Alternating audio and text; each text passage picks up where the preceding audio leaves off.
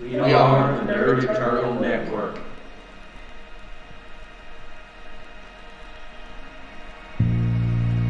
I know I'm not the one. Don't fake it, well, you don't belong to me.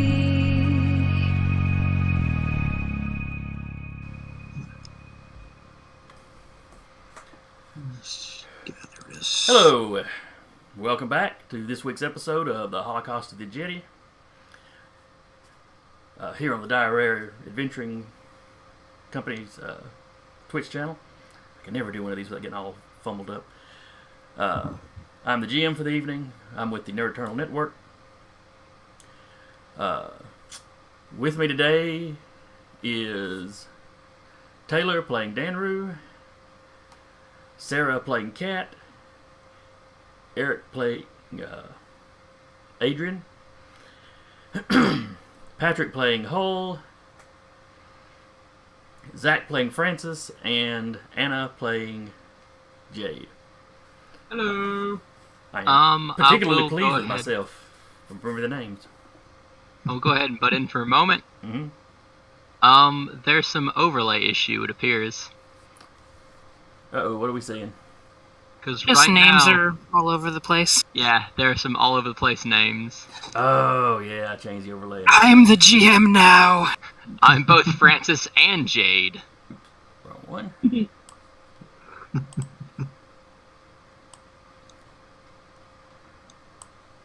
We all get to work on impersonations. It's gonna be great. Yeah, I don't think any of us can. Heath might be able to do the voices like that. I don't think any of us could. Are you kidding me? I've played 6 characters at once. I can play 2. Yeah, all your characters are the same guy, so they have the same voices. Haha, exactly. Perfect Alright. acting. Where did I put Patrick's name? Alright, is that looking better? Yes. Yep. Once again, demonstrating that truly I'm a professional. Alright.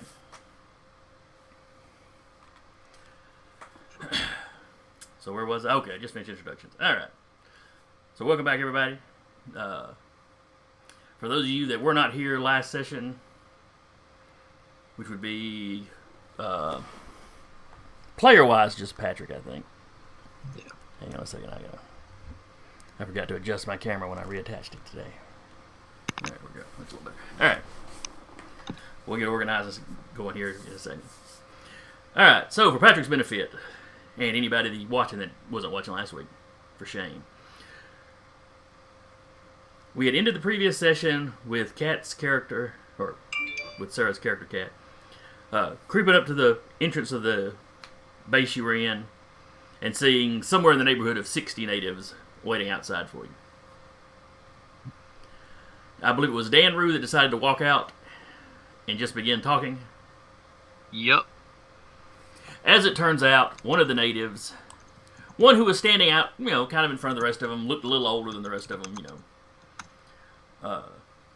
As Danru approached, this elder was able to speak common. Heavily accented. He wasn't completely fluent, but had a, decent understanding.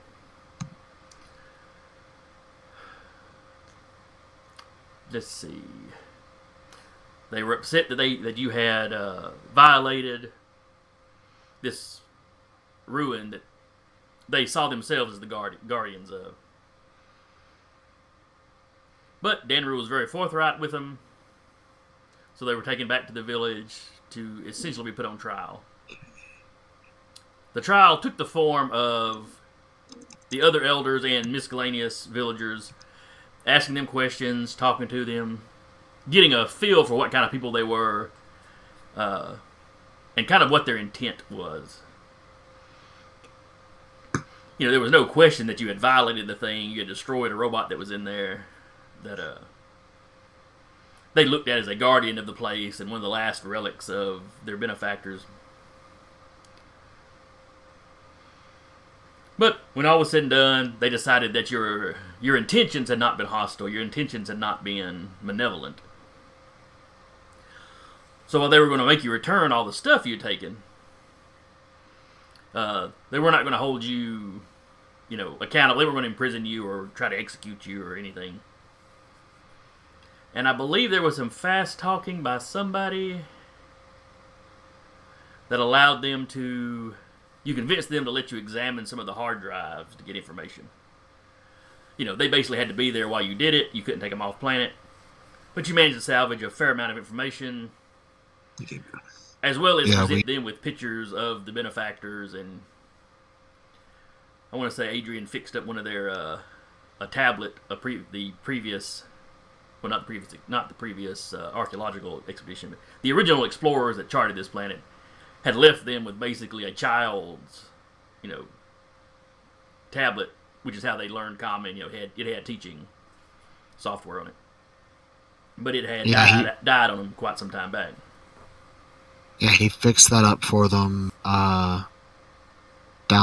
Copied all the info and stuff that he found over to it for them, so they would have it. And they let him get information from one of the hard drives because the other one was far too corrupted. There was nothing really salvageable from it. He got information from all of the server banks that they walked out with. And spending his time now finalizing that language hack. And then probably working on figuring out the coding and everything of the machine that he got a hold of. Okay, but you had gotten back, you had talked to Achille, handed the information over to him, shown him the one artifact y'all got away with, which was, I believe, Francis had taken part of a rug. Yes, sir. Which, going through their stuff, the natives had not recognized necessarily as not being,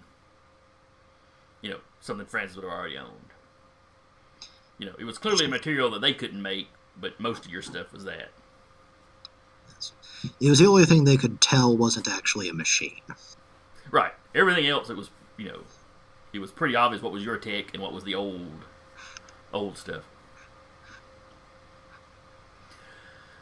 So you had dinner with Achille, you filled him in. While he was disappointed that you didn't get a working piece of the technology, of the benefactor's technology back,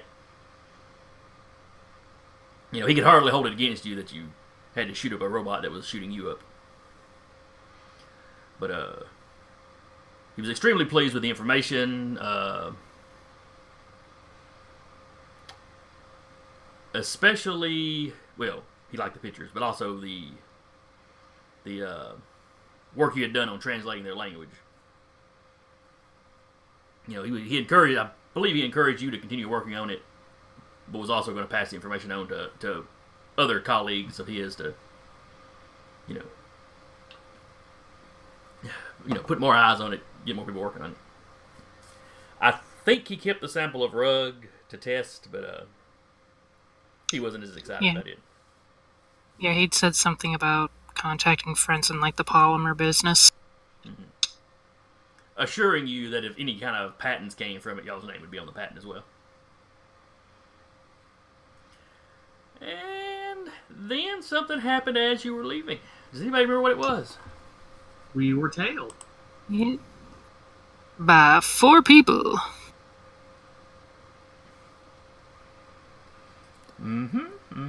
Funnily enough, I don't think they were working together. The best you could tell, you were being followed by 2 different teams of 2. Because they seemed surprised to see each other. Would that involve an insight roll, just in case? Or are we still in this scene? No, they had already left. Okay. Most of them just turned and walked away once they were made. Didn't one of you speak to one of them? Yeah, I spoke to 2 of them. Oh, you spoke to one team, okay. So I turned around and said, asked him, they had any business with us, and they kind of said no and scurried off. And then the other group that was following us, one went into a shop, and I just kind of walked into the same shop with them and just kind of wasted time until they got tired of me. Mm-hmm. And as I recall, it was one team was two Prometheans. Crescent Prometheans. Was it Crescent? Okay. Yep. And the other team was made up of a... I can't remember the It was a alien cat names. race, but I forget the names. Lionman. It starts with a V, and then No. it was the one with the tentacle head. Lionman will be his actual name when y'all track him down. Or run into him again. Lionel. We'll just call him a Lionel. Please no. Yes, we will, because I like it. And the Getting the race names. Dendus, Dendus. I know. Like Sarah said, one of the tentacle-faced people, or headed people. The Valna for the feline ones, and... The Dindus is the tentacle-headed people, yes. Yep. Okay. I really gotta get more of the lore memorized for this, but anyway. And then after that, I believe somebody headed straight back to the ship. Our Prometheans. Yeah, we're like, fuck this, no! Yeah, we both went straight back to the ship. Now, what did Francis and Jade do? I'm pretty sure we went back to the ship too, didn't we? Yeah. All right. I So think for the other everyone two, went back to the ship. Free rent. So for the other two of you, you notice your compatriots, once this happens, are very interested in getting back to the ship ASAP. They aren't stopping for food, they are not passing go, they are not collecting $200. I think everyone went back to the ship, because I think Danru had a racial skill that showed everyone the faces. Yeah, because I'd asked them if they wanted me to do anything outside, and they're like, nope, we're good. So I was like, alright then. And we got a camera, and I did my appearance change ability to kind of look like the people I had talked to for a minute to take a picture while I still had it fresh on my mind. That's right. And yeah, I decided to stay in the ship because free. Because as long as you're on this station, Achille is covering the docking fees. Anywhere else you dock, that's on you. Additionally, since I kept putting it off, the party has 2,000 cubles, which is what they call their money, that Achille paid for the previous mission. Nice. So that's split between us. Y'all can split it up evenly. You can do a group pool. You can do a little bit of both, however y'all want to do it.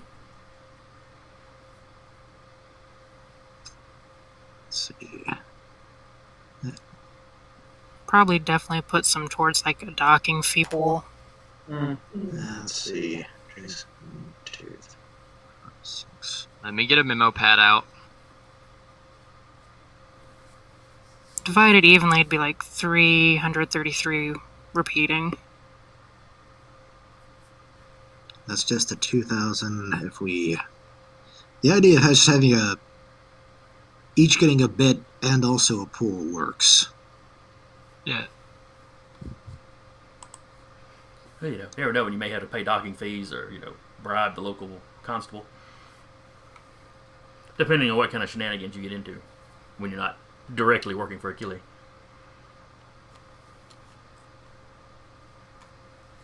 What kind of chicanery do you take us for? Exactly. Well, maybe you're all perfectly law-abiding citizens. Who knows? So Yeah, let's like- just say each of us gets Can't prove anything. 300 and 200 goes to a docking pool. That works. Yeah. Wait, I think I did that math wrong. Yeah. I did that 6 math people. wrong. Yes, because I did. Wait, there's 6 people? Yes. Yes, Yes. because not counting Jason, there is 6 people in our party. Right. I was counting by icons. Yeah. So yes, my math was correct though. Yeah. Yeah, your math was good. 6, because 1,800, then 200 for docking pool. Yeah. So we each get 300 apiece. Nice. If everyone's cool with that. That'll work. Sounds good.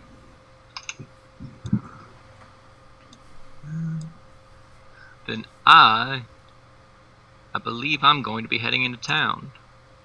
After I do a quick check to make sure my price is correct. I want to buy a super cool backpack.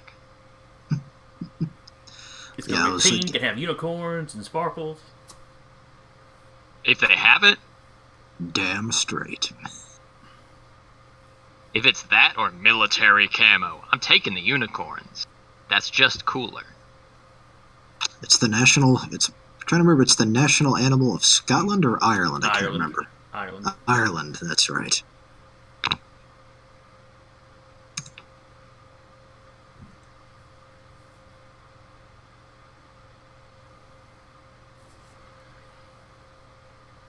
It's going to take me a little while, so keep talking and I'll find it Okay.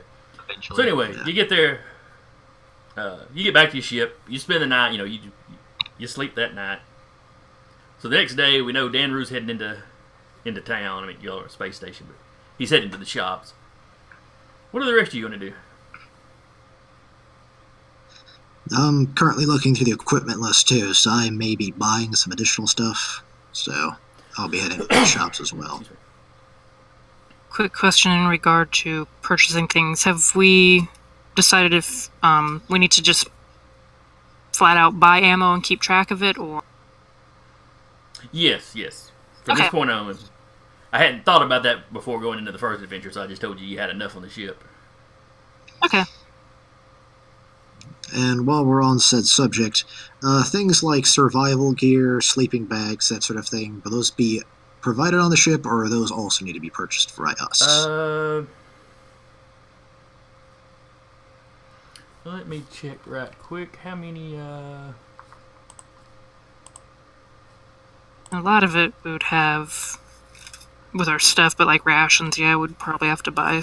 Yeah, rations you have to stay stocked up on your own. As far as just baseline survival gear, sleeping bags, that sort of thing. The ship would come equipped with enough for 6, because it's got 6 beds. Oh wait, no, one of those beds is the jail cell. Hang on. So it would have I think one enough. of the- It would become equipped with enough for 5. I want to say the pilot actually is sleeping in the jail cell. Yeah, I think but- we did put Jim in there. Yes, because it's close to the cockpit. Yeah. His thing is he's got his own toilet, so he ain't all that upset about it.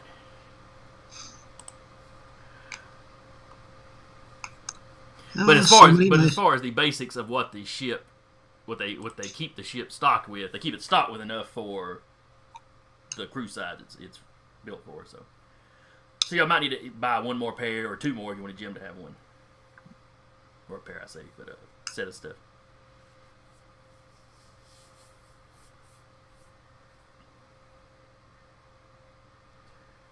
Alright, so what are our 2 warriors and our 2 Prometheans doing? Well, seeing as how we're now going to be keeping track of ammo, I'd say we're going to be stocking up on bullets. And Kat would probably join them if they're going out. She's not going out by herself. She needs ammo. Always a buddy system. Alright, I found the item. It's called the pack attachment. It attaches to your armor, your rig, or something. This is a container the size of a backpack that may be attached directly to the back of any suit of medium or heavy armor. Items carried within this container have their weight reduced by half. Okay. So it's not It quite costs- a handy haversack, but it's useful. It costs a cool 200. Yeah, a lot of the stuff I'm looking at costs about 500, but that pack attachment works just because I think my guy actually does have medium armor as well. What were you looking at that costs 500? Just the more like more of the more tech ends of things. Grapple guns, sensor jammers, that sort of thing. Was there one you specifically wanted? Sensor jammer, just because that might be useful. Let me see here. Danru will slide you a cool 50. Help you cover it. Only a little bit of interest. And that will cover it, because I had 180 when we started. Thank you. All right, and that will cost me 250, so I'll be down to All right. I assume y'all are keeping your eyes open as you walk into town, as you walk into the shopping area. Before she leaves, Kat will ask Adrian if he needs anything. She assumes he's probably like face deep in data. He is, and it'll just be he'll give you 40 cubits and say just 2 more things of ammo Okay. for his pistol, and then he'll be back to neck deep in tech and working on that stuff. He has no time to shop.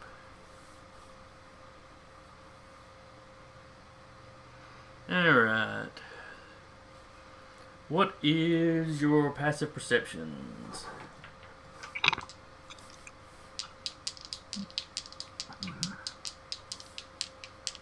Mine is 13. I'm looking. 10 and 10, respectively. Okay.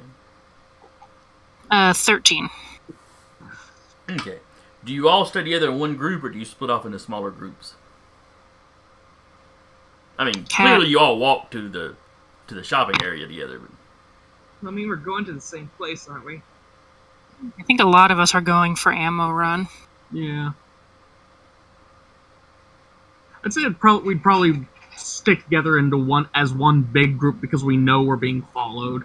Yeah. Yeah. Yep. Kat would definitely have like hood up, trying to look inconspicuous as she can, walking along with like a giant lizard. I have a name. Yes, He is. it's a giant lizard. Captain Giant Lizard. Captain Francis Giant Lizard. Thank you. Let's be lucky we don't call you the Geico Gecko and we move on. Yeah, she wouldn't have called him Giant Lizard out loud. Just put on a billboard outside the ship that we have one. Well, I mean, how many other giant lizards have we seen walking around the station? A few. Okay, never mind. They are a race of beings. Yeah, they are. Yeah. They are a relatively common race in the galaxy. I just didn't know like how common on this. On this particular station, they're quite a minority, but it's not enough to really draw too much attention. Okay. I mean, if he picks a bar fight, it ain't gonna take the cops too long to track him down. There's 6 lizards on the station. This isn't gonna take long.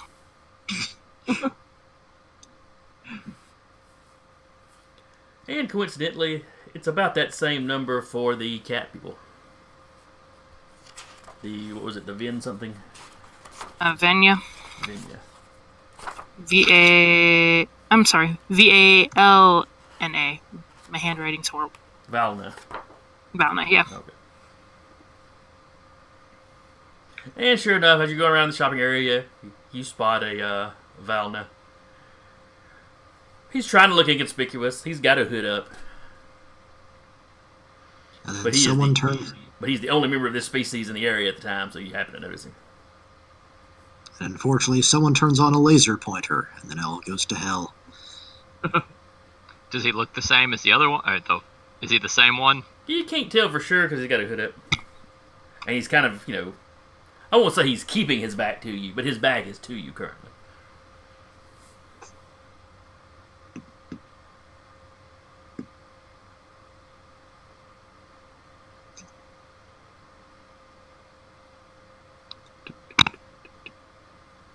Cat's definitely gonna kind of keep a side eye on him, but try to go about just buying ammo and stuff. Okay, you step into the gun shop. He was poking around some of the kind of little kiosks and stalls outside. Because since the entire station indoors, you have a lot of things set up kind of like mall kiosks. But you also have several stores that are their own, buildings. Like rooms. Well, some of them are freestanding. This is the station is quite large. So you've got kind of this open area where, you got the kind of, almost looks like a dome up above you. And you may have freestanding buildings. Or when you get over to the sides, sometimes they're built into the walls, more like you'd think of in a mall. Okay.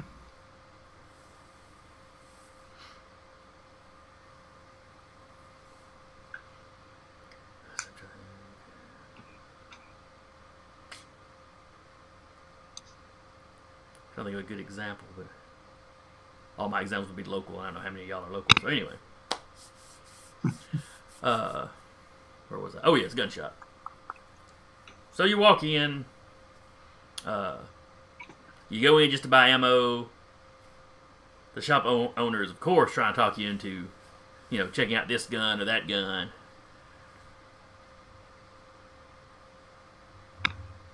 Is anybody interested in any other weaponry?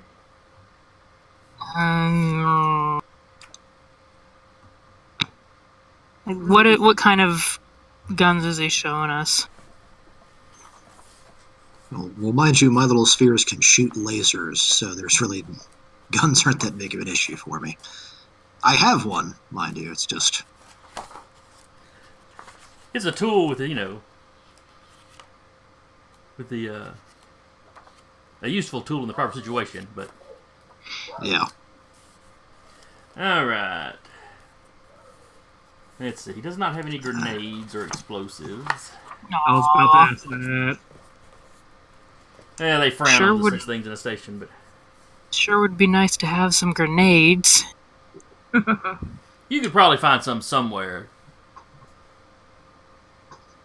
Let's see... Come down to Honest Joe's Explosive Emporium. Marshall Ranger. You have to go to the state line where it's a state that has fireworks and then one that doesn't have fireworks. It's kind of like they literally just have lottery stores at the edge of the Tennessee border. Yeah! It's exactly like that. We have a fireworks store right beside a gas station. What's the worst that can happen? Right? I'm trying to remember which one it was I Really used to good drive fireworks. past. There was one I used to drive past going to Chattanooga that it was a fire station, store, and a gas station. Yeah, there's. I know which one you're talking about because there's actually two of them. They're both at the same intersection, and they're across the street from each other. So one blows up, it's going That's- to carry the other one with it. Yeah. As a Tennessean, that sounds about right.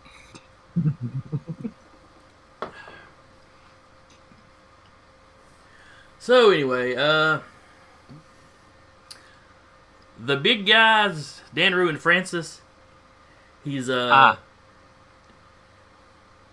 shop owner is trying to kind of push you towards the heavy rifle or the sniper rifle. For Cat and Jade, he's kind of pushing some of the pistols. And I'm pushing right back towards the sniper rifle. Oh, God. Yeah, no offense, man. The bigger guns aren't really my style. Me, on the other hand, gimme. Oh, Jesus. He switches gears without a moment's hesitation.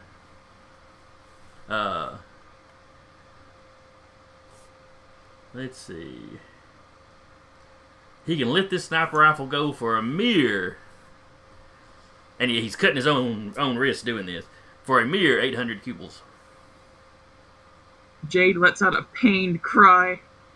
Her eyes water and she looks to Francis. Please? No! I don't think we even have that much money combined between us. We can work something out. Jade, the gun's bigger than you. Danner steps in. How much do you need? More than Danru, half. lone shark of the cash. Tanru, the only person that will actually get paid after the next mission. It can wait. And I will savor every moment until I can get my hands on it again. You know, I feel like I introduced a toxic influence to your life whenever I bought you that auto rifle. That's what friends are for. See, now I'm Alright. scared. You're all metagaming like I'm planning something. My character's just a nice guy. He's on me. She doesn't even have half of what she needs to pay for it. She's not going to borrow that much. Yeah. She's made that mistake before. They're just suspicious people is what it is. Danner just wants the team to be equipped for anything, because he knows we're being stalked by a cult. Which What? pistol?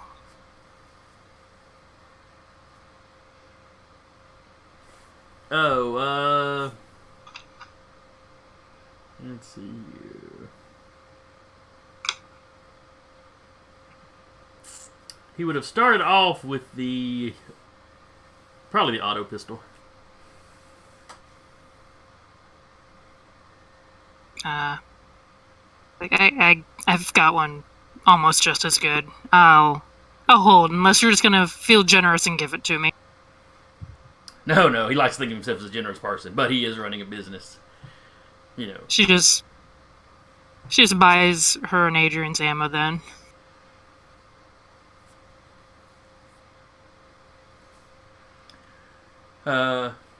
He's disappointed that he doesn't get to sell a sniper rifle, but he's clearly hopeful that in the future he will be seeing Jade back here.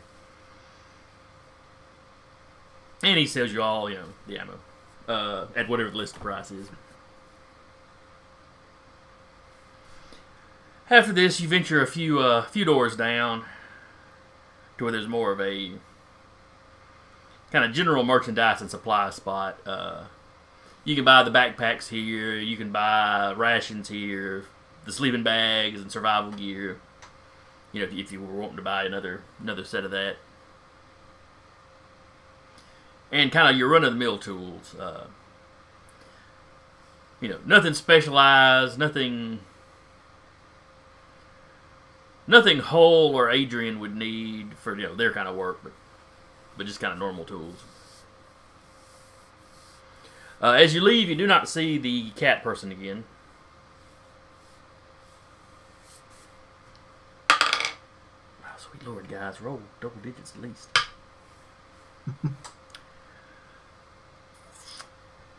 Let's see, which one of you's got the highest perception? Let's see. I have a 13. I have a 13 as well. They do. Okay. The ones that said numbers because they know they're better than us. They're better than you with or without numbers. But anyway. You notice... Let's see, what race would this one be? Well, you got more humans in this area, in this system, than most anything else. You notice you're being watched by a young human. Like child young? Probably teenagerish. Okay. He's trying to be inconspicuous, but he's trying a little too hard to be inconspicuous.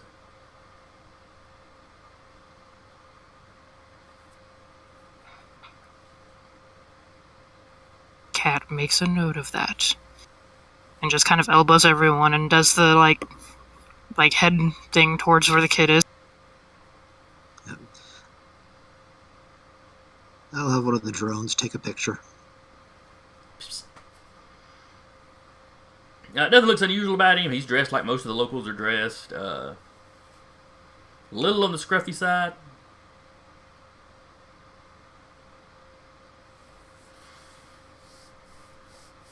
You notice several of the shopkeepers or kiosk keepers. They kind of keep an eye on him when he's close to their stalls, but he's not so scruffy that they try to run him off. He doesn't really seem to be touching anything. He just he's looking, but he keeps kind of cutting his eyes towards y'all. And anytime y'all move down, he'll jump kiosk. He's clearly not great at tailing people. Does it seem like any of the shop owners know the kid?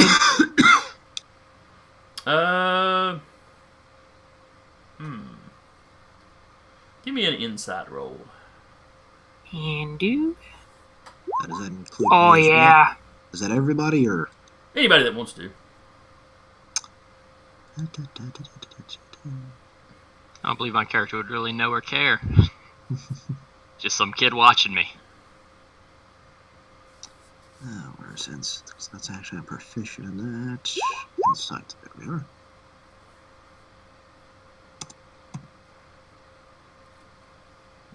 Okay. Jade, don't notice. Oh, you should Jade. have a character sheet now, Patrick. Jade is still mourning the sniper rifle. Yes. It's waiting for you. Assuming it doesn't get sold before you get there. She's sulking angrily. But, Would you feel better if I bought you a flashlight? I already It's a really had a start. character sheet. I'm kind of curious what you were talking about there, but... Or you're talking about in here? yeah, here in the program, I put your cheat in. It'd be your first level one, but Okay. because that was all I had. But your proficiencies haven't gone up, so your skills would all be the same. Yeah. So I got a 24. Okay, so Cat and Hull. Some of the shopkeepers seem to be familiar with him. Like I said, a couple of them are kind of keeping their eyes on him. Like, they don't run him off like he's a known thief or anything.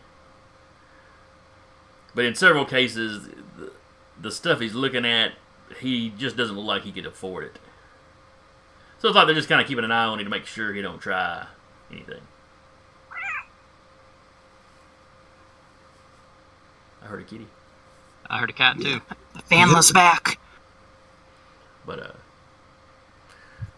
But yeah, at least some of them seem to know him, at least on sight. Okay. Cat would, like, talk to the ones that seem to know and be like, guys, is there kind of a problem with any, like, shoplifting or anything like that around here? I mean, I'm just visiting, just kind of curious if I need to hold on to my purse a little bit closer. The crime rate, you're talking to one older lady that's running like the, Space Cinnabon or whatever. Oh. The station doesn't have a high crime rate. As long as you stay, as long as you stay out of the bad areas, everywhere's got their kind of lower end section, but as long as you stay in, the shopping area and kind of the upscale stuff, I wouldn't worry about it too much. Don't leave something sitting around unattended. Yeah, just We common have- sense. I'm we have sorry. some shoplifting, some pickpockets, but nothing too bad. I apologize, Jason. You said stay out of the bad areas. Where's the bad areas? The old lady pulls out a gun. Right here. Buy the Cinnabons. No, Fifth Element flashbacks. Give me the cash! I've never seen that movie. I've got to leave now. Yeah. I've seen like the very beginning of it, then I had to go do something and miss the rest of it.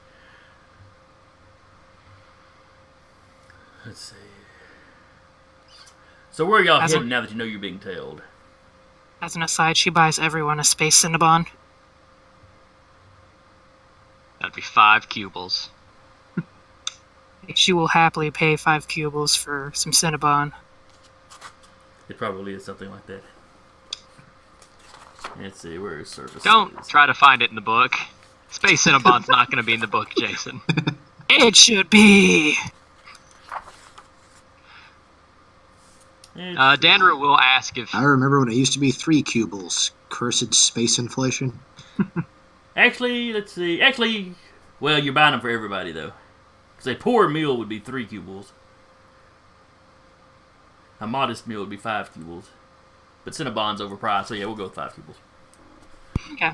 As I slowly nickel and dime you. 30 cubles total.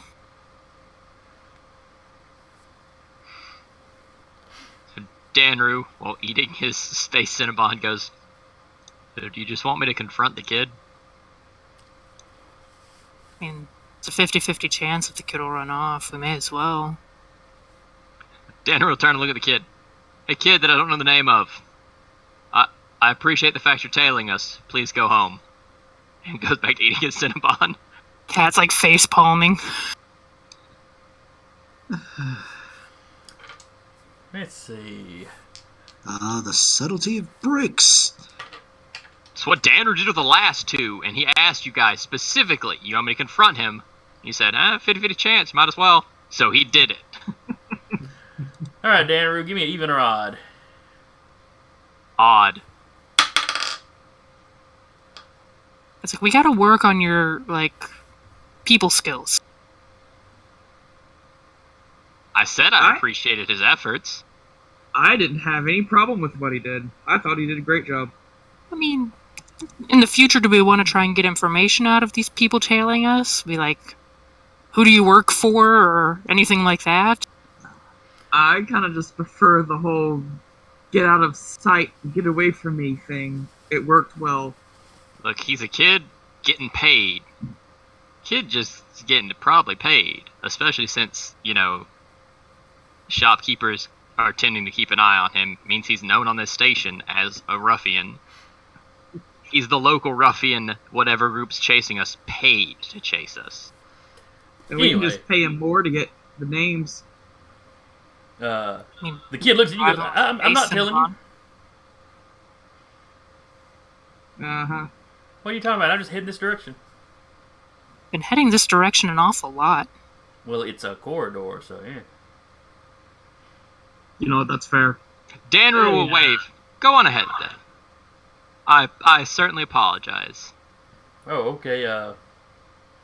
He kind of awkwardly moves past you, and he goes a few stores down before he starts kind of glancing behind him a little bit. He's clearly unsure what he's supposed to do now. We've now confused him. They're normally not that polite. And finally, he steps into a storefront. Like he was going there the whole time.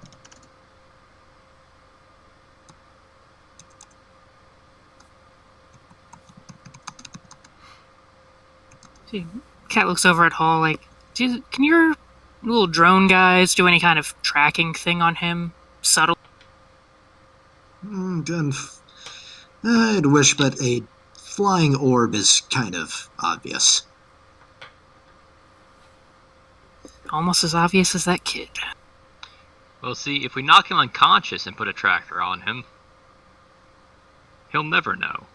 Well, one of us can just go up, kind of do the, hey, how you doing, slap him on the back. Here's some space Cinnabon.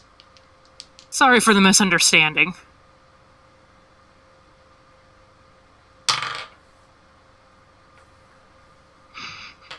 mean, if we've got something small enough to slap on him, I'll pony up, for Space Cinnabon and slap him. I don't know that any of you have that kind of equipment. Tracking nanites and Space Cinnabon sounds like a brilliant plan, but I don't know if we'd have that equipment. We've got half of it. Yeah, we've only got half this plan. What's the tastier half? It is.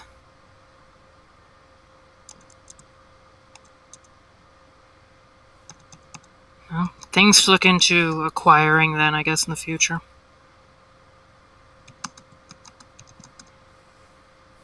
Alright, do you continue on the way you were going, or what you doing? I mean, do we have anything else we need to purchase? We probably need to look for a job, honestly.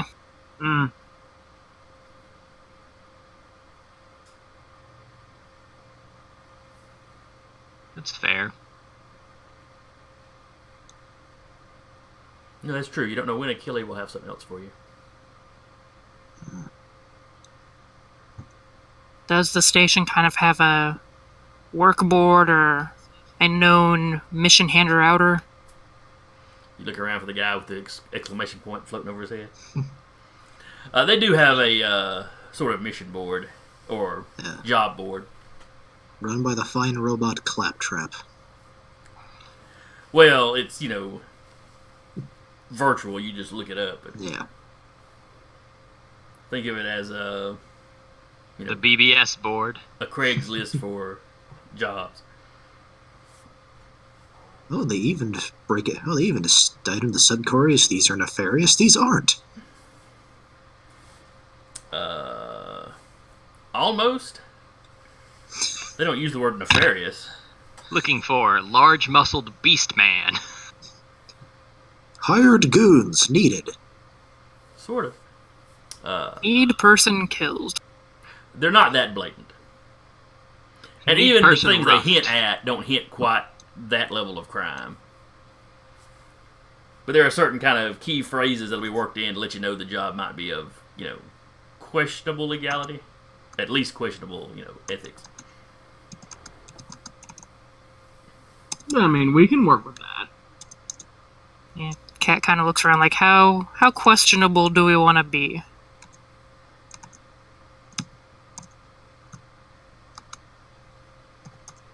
Everyone is silent. Well, I'm lawful good, so... I'll say, I'm not here, so I don't have an option. Which is fine by him, because he's happy doing his... Well, she knows you'll just go where she goes, so And, mind you, we also have a not paladin in the party, so lawful, that's two lawful good. Let's try and get something, fairly legal to start out with. Let's not become crime lords right off the bat. There is a courier job. There is a security job.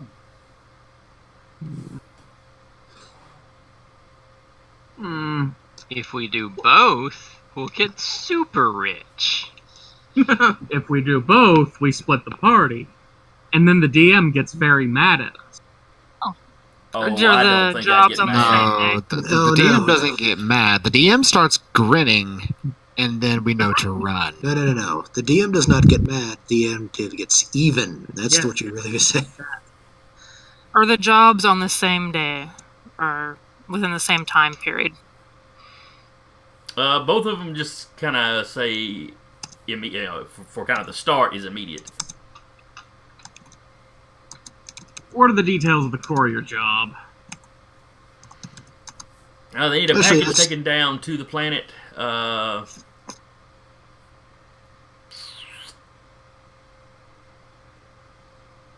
It gives you roughly the weight of the package.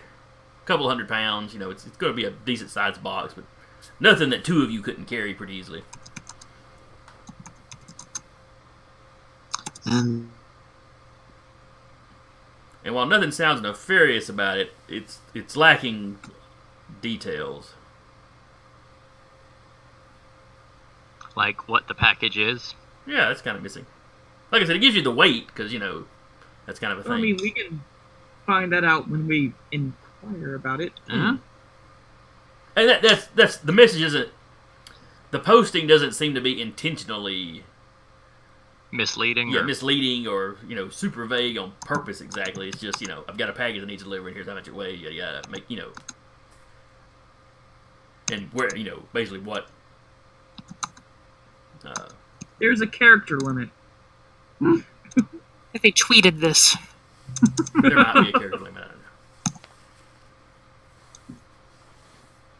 don't know. And what are the details of the security job? There is some repair work needing to be done in a less savory part of the station. And they need when it comes somebody, to... they need somebody to escort the workers down there and back. And mind you, we have two techies in our group, so you might be able to help out with that, too. Yep. And it probably pays better.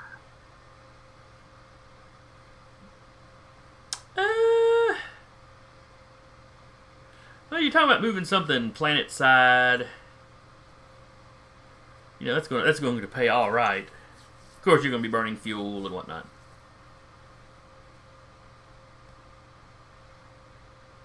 So the security job would cost less.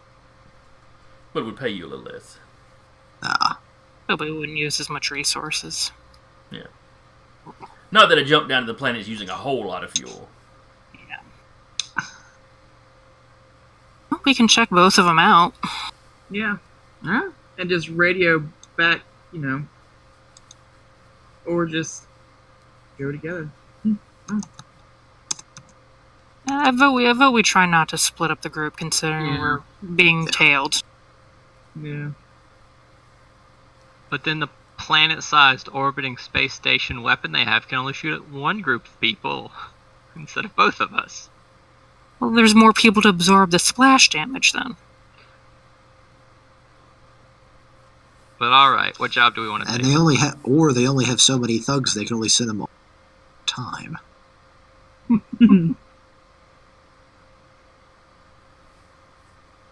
Francis is gonna vote for the security job. I kind of like the For your yes, that. I'd prefer the security. You can always do the security first and then go take care of the box. I mean, the box isn't going anywhere unless someone else decides, hey, I want to carry around a box. Which could happen. You're on a station. There are lots of ships.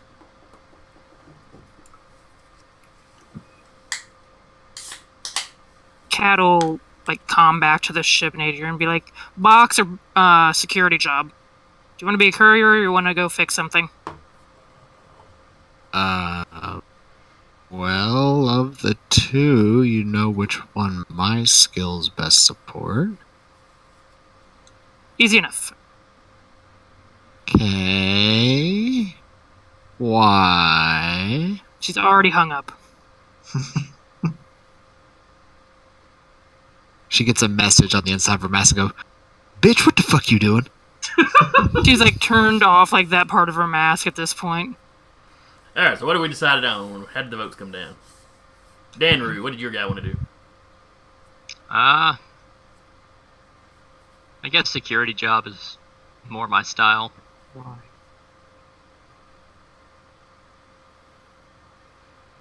Cat'll put in 2 for security. That's 2 for security. 3 for security. Francis wants security. Adrian had basically said that was more his skill set. Yeah. So you could kind of count that as 4. So that's 4 out of 6, so motion carries, I guess. We can always come back for the box. Check it on the way back.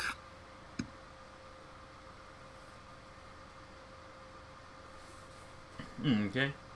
Cat'll take down the information for the box quest. The repair, or the security job tells you to make inquiries with a Diane Green.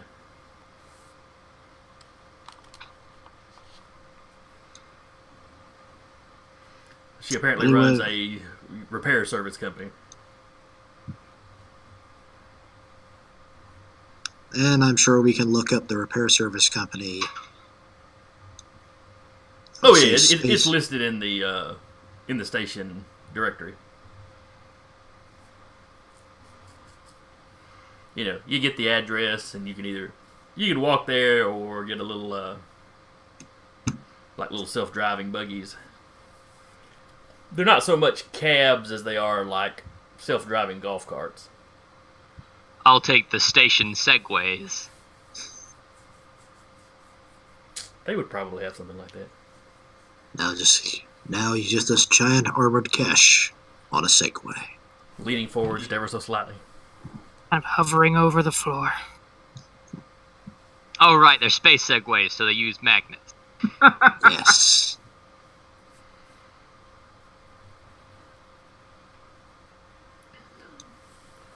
Alright, so you, I assume, make your way to...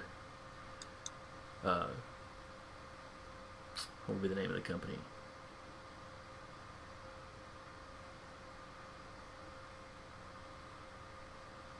Mama Green's Repairs. Works for me. Alright, so you make your way to Mama Green's Repairs. It's got an old-fashioned, bell the door hits as you go in.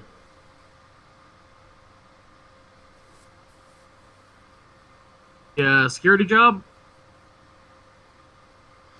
There's a bored-looking, probably teenager, behind the front desk. He looks at what? Oh, right. Mama, there's somebody here about the job. Bring the meatloaf.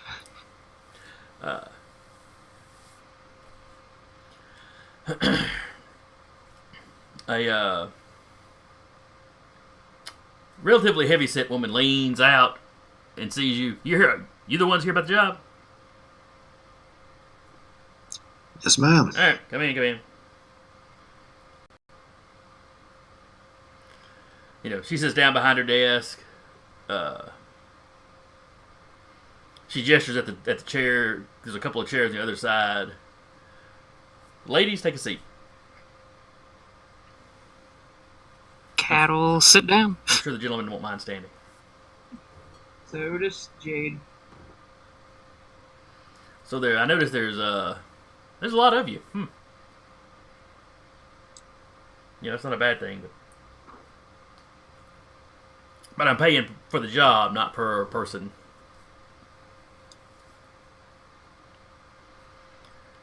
So anyway, understandable. I got to send a couple of guys down to make for a repair job. It's a bad neighborhood they got to go into. with this many folks, some of them well armed, some of them rather large. She looks at Francis and Danru. I don't expect you'll have too much trouble. You might have to run off one of the local gangbangers, or more than likely, one of the addicts. My crew's got to go down and repair a dock in the box. Every so often, one of the pill poppers, gets together with a couple of his buddies and they get enough tools that they can break into the machine, steal the medication. Not that we have any of the really good stuff in that one, but it doesn't stop them from going in there and looking. It's a local charity that keeps the dock in the box operating, and we've got keeps it operating, that funds it. We have the contract to do the repair work.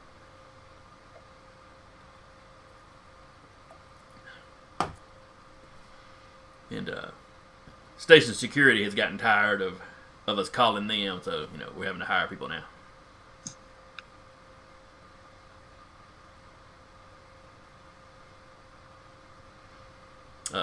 Job pays. I'm sorry, what name? Cat would have spoken and be like, we got a couple guys that are good at fixing. They need some help. Just so we can get it done quicker, get out quicker. She's like, that's fine. I'm not paying extra for that. But yeah, if they want help, that'd be absolutely fine.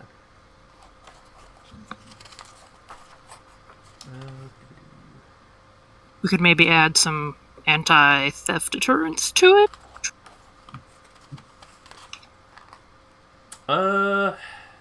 She's like, it's got some of those for all the good it does. Nah. Probably non-lethal, okay. Alright, let's see. Hirelings tend to get paid 50 cubles a day.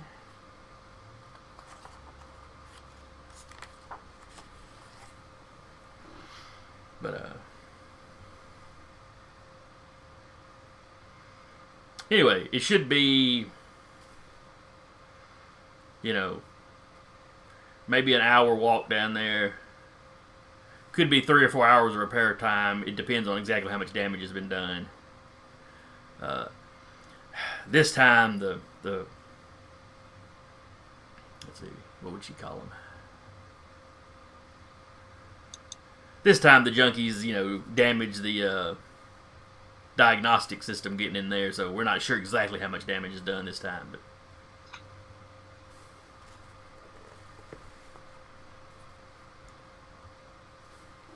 so once you get down there, if you want to slap a few of them around just to discourage this behavior in the future, that'd be fine. If you get bored.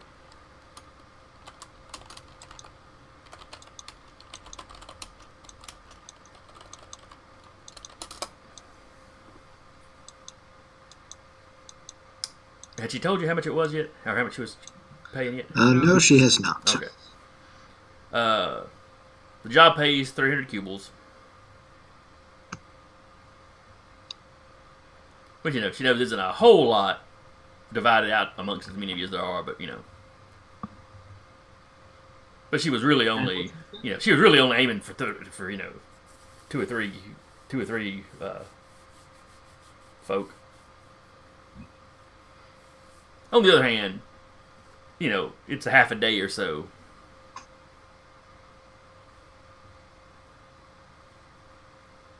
I mean, this it's not really paying enough. I mean, it's not even going to pay for my ammo that I just bought. How much does ammo cost? I think it's 20 cubles a box. 20 cubles for, I think, 20 bullets or 15 bullets. It's 20 bullets, yeah. It's basically 1 for 1. 1 cubel for 1 bullet. Yeah. Well, that's not a... They really don't pay hirelings worth anything. To be fair, not many times you're going to be firing off 50 shots in a fight. That's true. Cat looks very concerned if we're starting to do 50 bullets a fight. Yeah, that's the thing. It's like, you get paid 50 a day? Are you firing 50 bullets at people a day? Well, I know I'm not going to be spending Accuracy all through of volume. those in one session, hopefully. But, I mean, that's still... Well, see, a comfortable lifestyle, the lifestyle expenses for comfortable is 50 cubles a day. So a skilled worker makes 50 a day. Okay, I guess that does make a certain amount of sense. And your average Joe isn't going to be burning through a whole lot of ammunition anyway. You guys are basically adventurers, so not average. But anyway, that's what she's got for you. Probably somewhere in the range of 7 hours of work.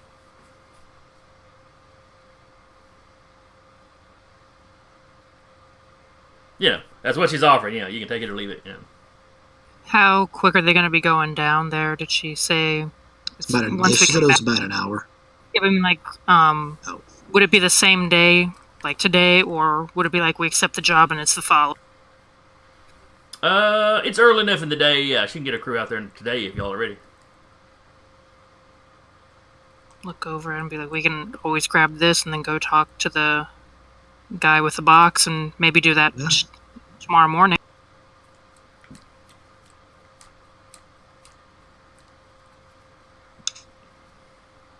Maybe drop by and be like, hey, if we're not back by tomorrow morning to pick up the box and deliver it, you can get somebody. That's honestly not a bad idea. Oh.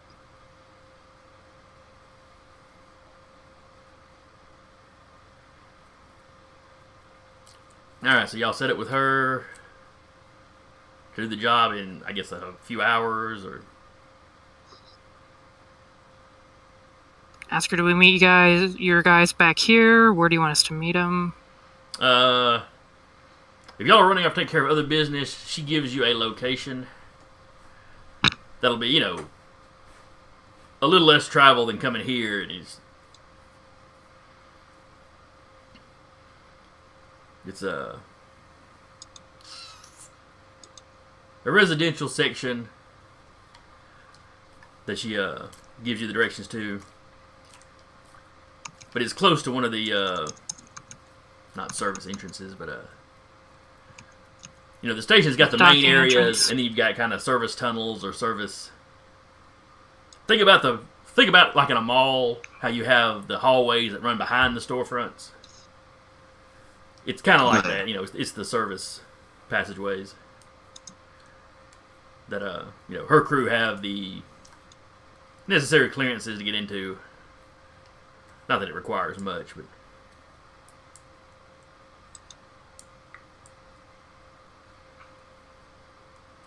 But anyway, y'all can meet them there before carrying on.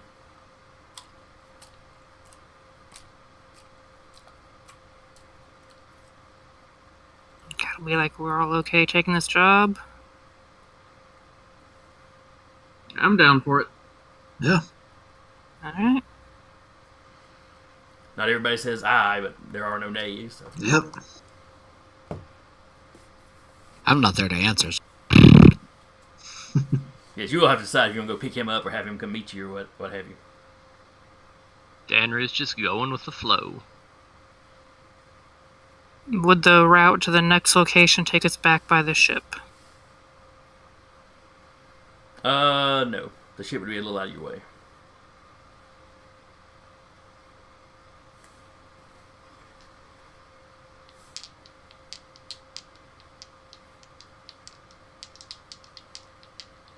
So you can go get Adrian before you go talk to this other person about the courier job, or you going to go talk about the courier job?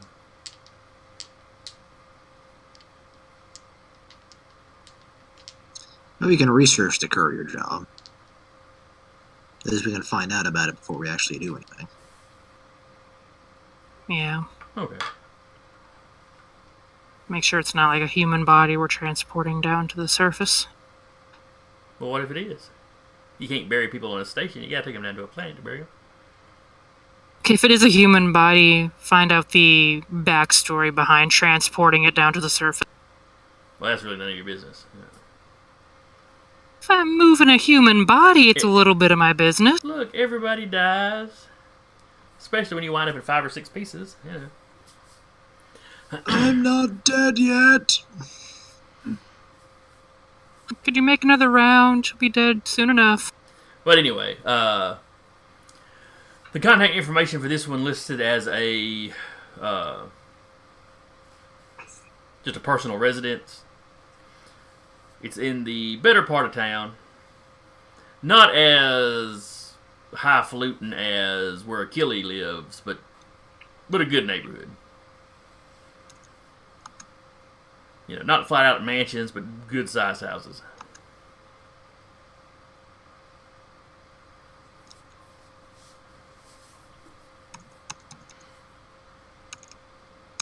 And it does have a kind of it's kind of walled off, or I should say the neighborhood, the sector, whatever they call it. You know, essentially it's a gated community.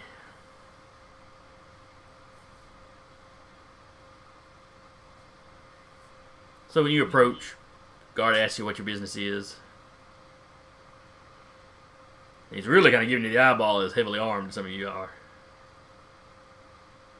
We're here about a job, and Francis just gives him the details about the courier job.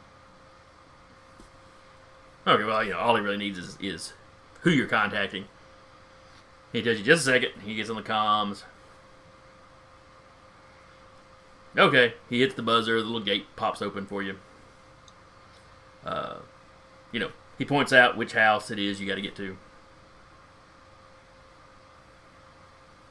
And then very obviously watches you the entire time you're walking to that house to make sure you're going where you said you were going. Cat turns around and waves to him as he's watching us. He doesn't respond, but he just keeps watching. You don't know if it's because he's bored or because he's actually, you know, concerned about his job. As you get to the house, a man answers the door.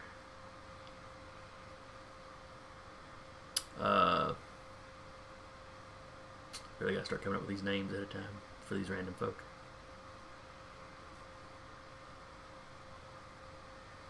You can just string together some syllables. That's it's true. Space. It is Things sci-fi. have weird names. I had forgotten about that.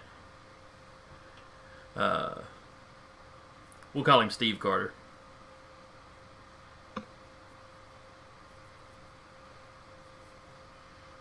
Or Mr. Carter. Hello, you were the ones about the job? Or the guard said you were here about the courier job? Yes, sir. Oh, excellent. Come on in. As you walk in, where the house is very nice on the outside, on the inside, it's almost lavish. You know, the furniture's all high dollar. There's art on the walls. There's actual antiques on display. Whoever this guy is, he has clearly done well for himself.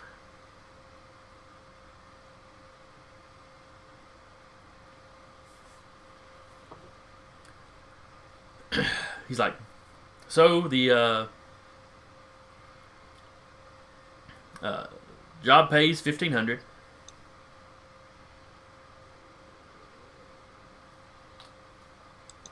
It shouldn't be anything too complicated.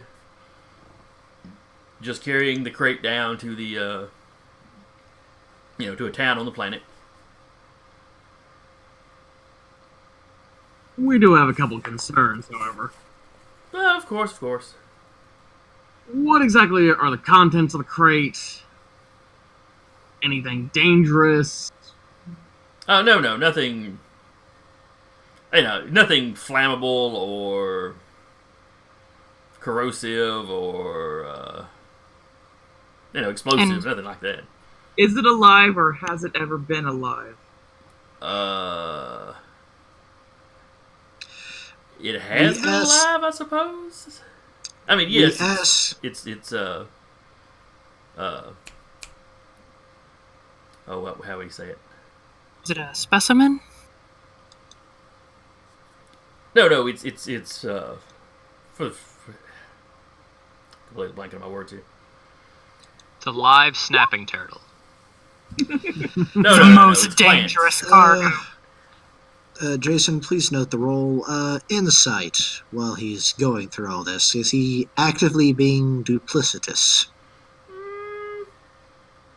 No, I'm stumbling over my words. He's not. Okay. He's like, no, it's supplies for some farmers down there. There are some plants.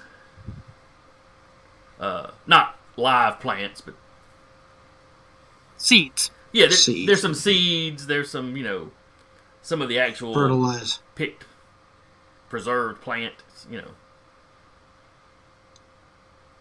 Cattle follow and some up. equipment, Cattle follow up the line of questioning with and I'm not insinuating anything, but I just want to make sure all of this is completely legal, just so it doesn't get us in trouble with the, planet side lawkeepers or the station lawkeeper.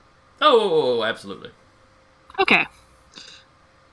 Is the shipment time sensitive? Yes, but any time within the next few days is fine. Okay. I mean, you can't be sitting here a week or anything. No, of course not. We just have, we have some business to attend to today. Would possibly be tomorrow or the day after to retrieve it. Oh, yes, that would be fine.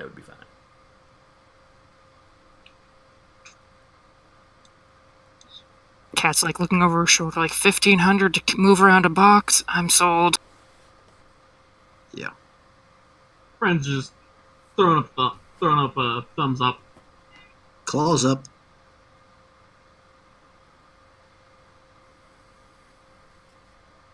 So let's get to these jobs and get them done. All right. Yep. So Carter asked you, was there anything else you need to know about, or Location. You said it's down the surface. You said it was for some farmers. Oh, yes. As soon as you sound like you're going to agree to the job, he pulls up, a map of the planet and shows you which settlement it is.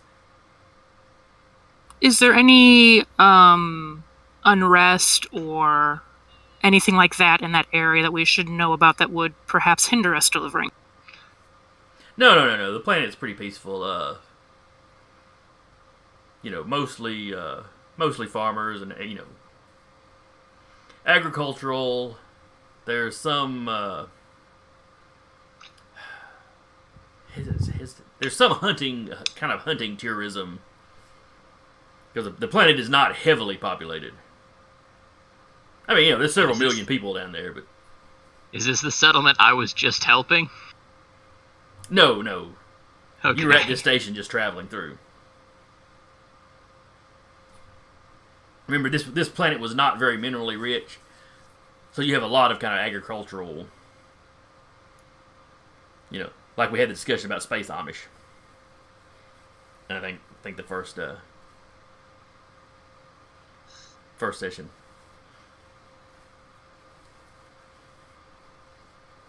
I'm gonna roll insight because 1,500 seems a lot to just deliver a box. Well, you gotta employ a ship. They gotta be paid for their fuel. How much fuel are we going to burn going there and back? Oh, I mean, get them monetary value. Let's see. I think fuel is done in. They fuel by days of travel.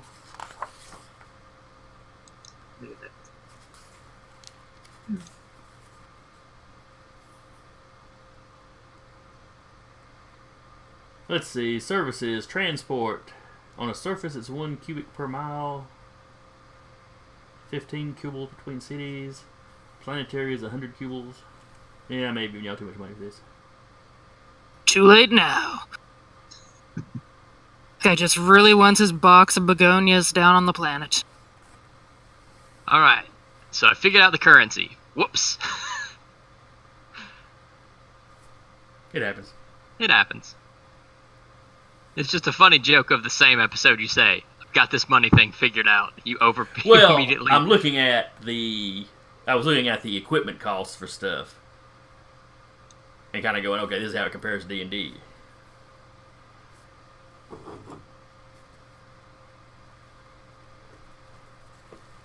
It's like, we'll be back tomorrow morning, possibly for your very expensive box. If not, we'll call you to let you know if there's a hole.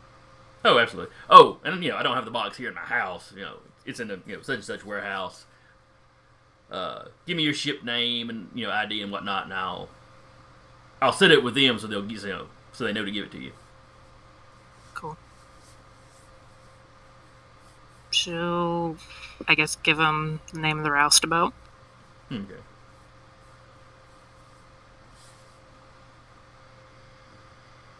So you settle that.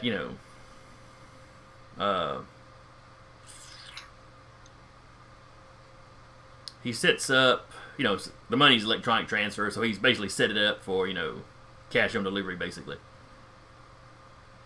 Wait, who do we do? Is it a certain person we're delivering to, or just the city place? Oh no, it's a specific person. Yeah. But they will meet you at the landing pad, in town. All that information is in this little tablet he gives you. Okay. Just making sure we don't got to play Where's Waldo. And basically when you get down there, when the person accepting the delivery accepts the delivery, he thumbprints on the tablet, and that triggers your money getting delivered. It's literally cash on delivery. Well, electronic transfer on delivery.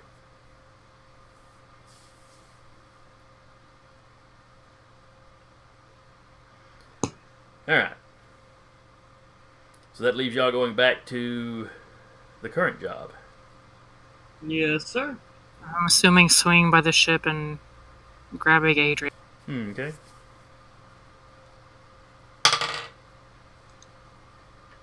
Please don't forget about me. I feel like we're forgetting something, guys. Didn't we have another guy with it? Oh yeah, Jim. He's on the ship. Jim would love this. He loves doing missions. Is that a gun store I see? Alright. And Jade is gone. So you go back to the roustabout. You find Adrian. He's hip deep in code. He's got it up on like 3 screens. 3? That's weak sauce. He's got 8.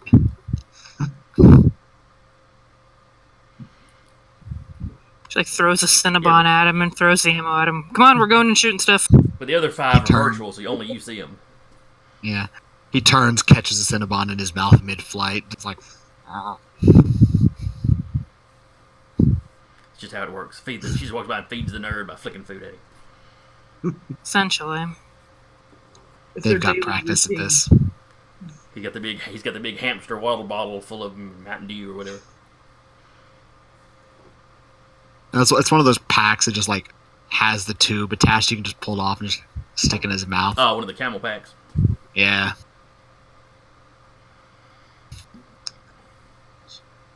Code will still be here. We'll explain the missions on the way. Alright. Alright. So you are explaining the missions to him as you travel.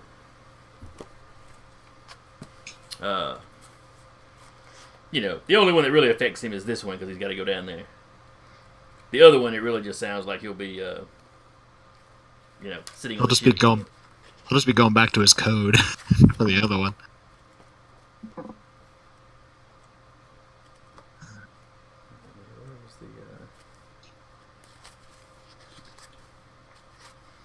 So you meet down at the rendezvous point. You meet two technicians.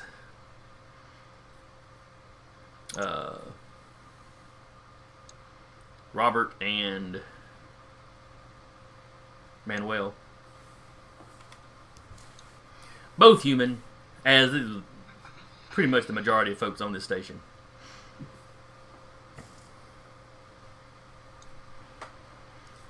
As soon as they see you, they get up. Clearly they recognize you from Mama Green's description. Oh, you the folks gonna make sure we don't get stabbed and robbed while we're down here? We'll try. That's the plan. Oh, good. I hate going into this piss hole.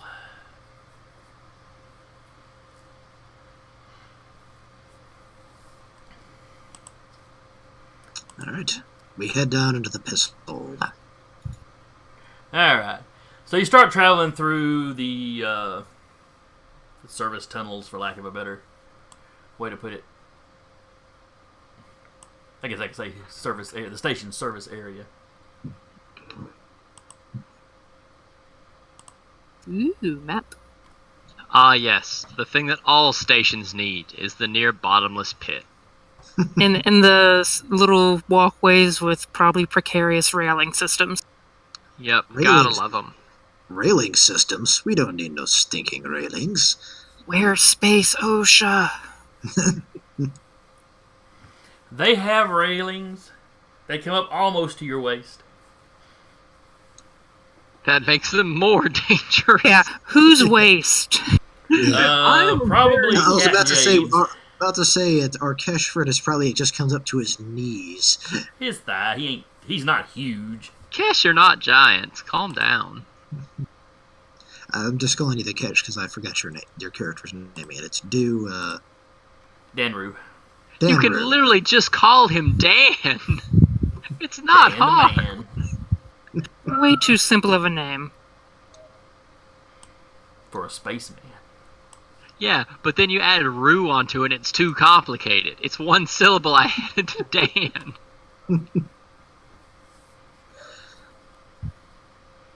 Alright. So if you would be so kind, let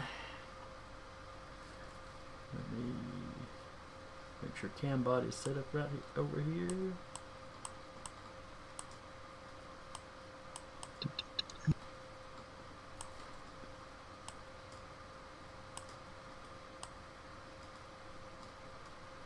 How well lit is this area?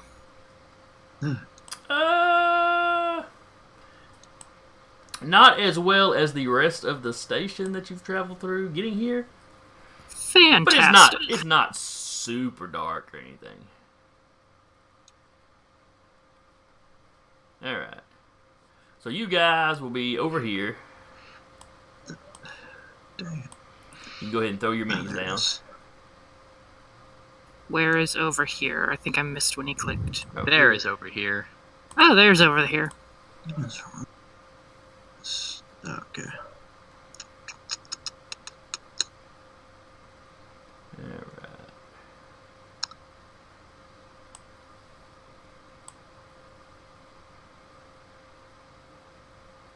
Oh,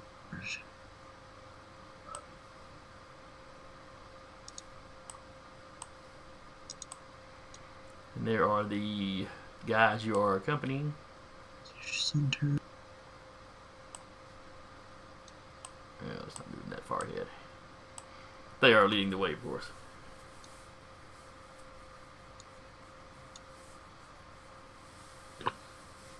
What's happening?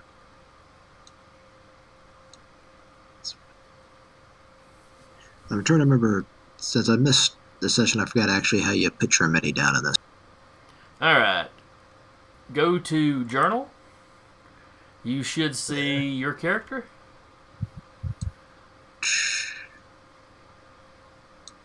Journal characters. Mm-hmm. There I got the character sheet. There's where it says whole. Just drag that over and drop it on the map. And it should just put the mini down. Drag it. Okay, There we I go. said drag based off the name, not the picture. Yes. Yeah, that's what was happening. Okay.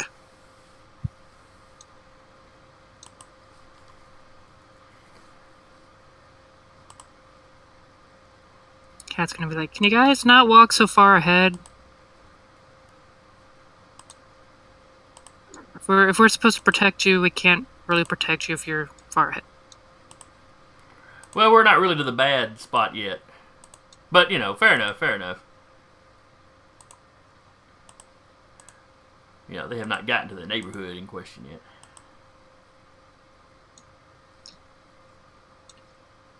They don't have the knowledge that the DM just put the map down. Right. As far as they know, they're just walking like they normally would.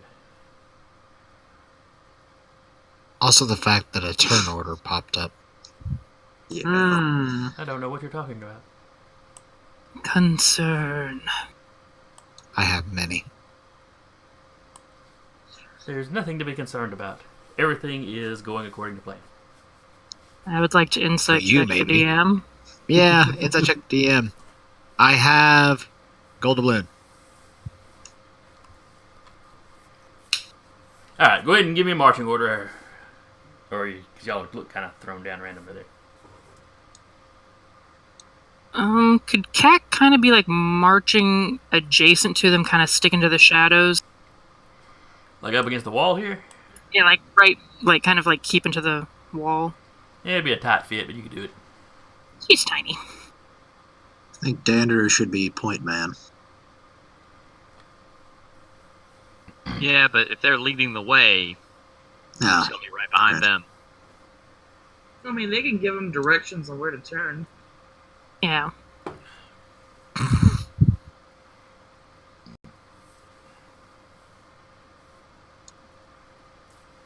Dude, I'll be up here chatting, like, just what the local tech's like. You've been chewing the fat with them. And frankly, you are not super impressed with them.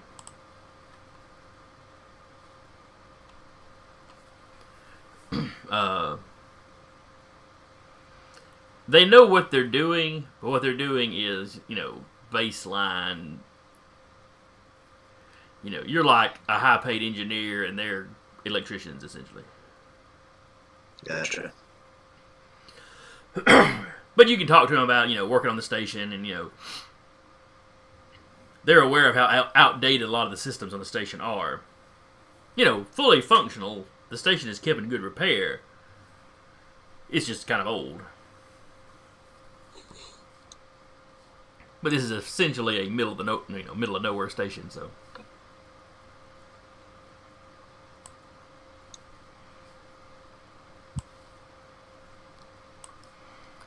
All right.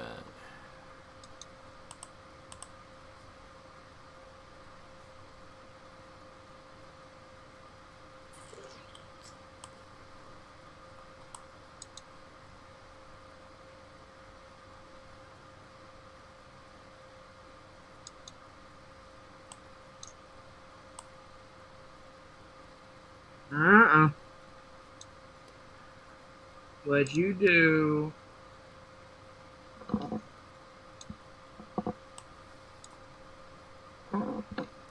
Zach, why must you break everything?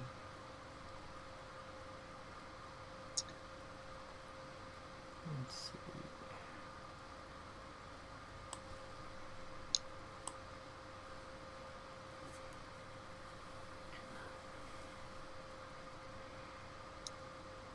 All right. As you're walking, let me see. There's 4 of them that you see currently.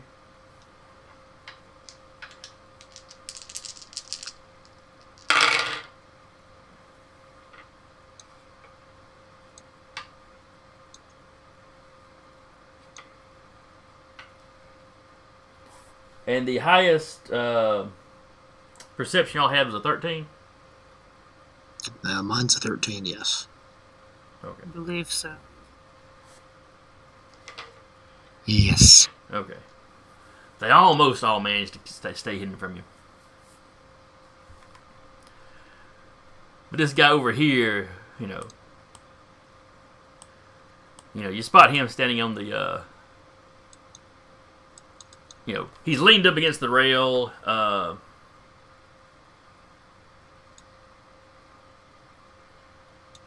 smoking.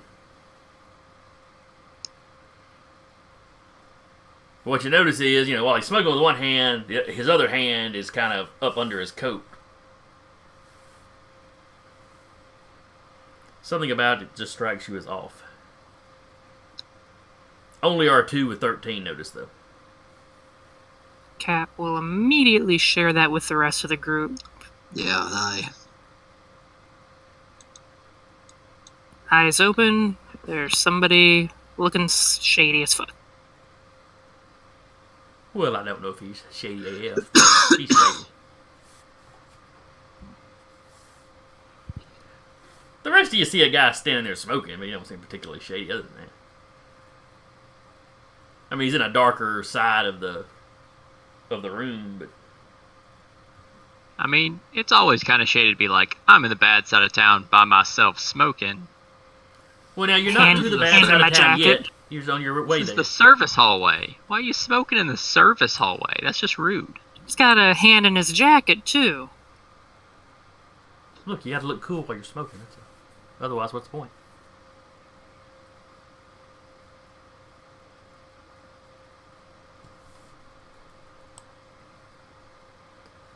All right. As you point him out, the two guys with you like, huh? He's really not supposed to be in here. I mean, it's not super unusual to find people in here smoking or drinking, but usually when they ought to be at their job.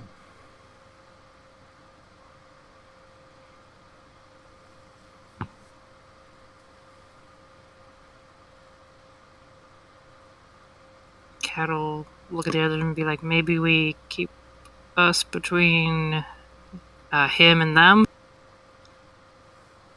smart move. I don't know. Right now it was like Cat and the Hold are taking cover behind the cargo. That's why we asked them to swap positions. Oh, sure. It's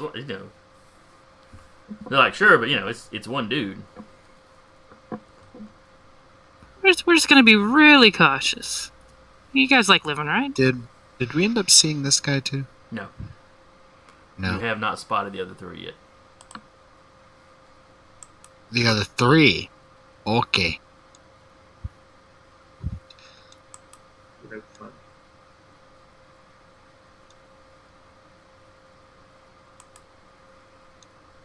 Alright.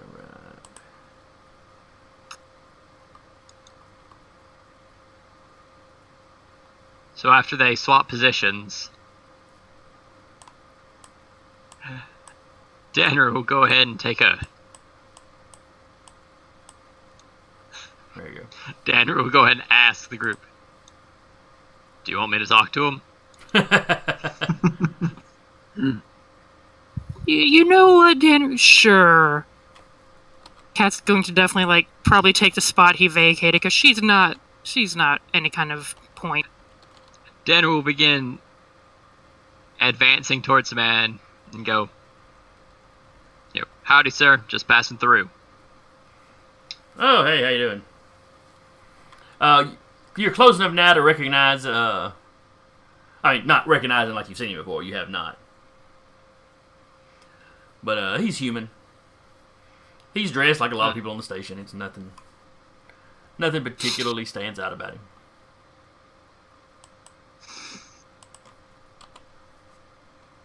I like how we're all just kind of inchworming up. Little bit closer, little bit closer. Sneaky, sneaky, sneaky. I'd like to imagine our little line over here is all close.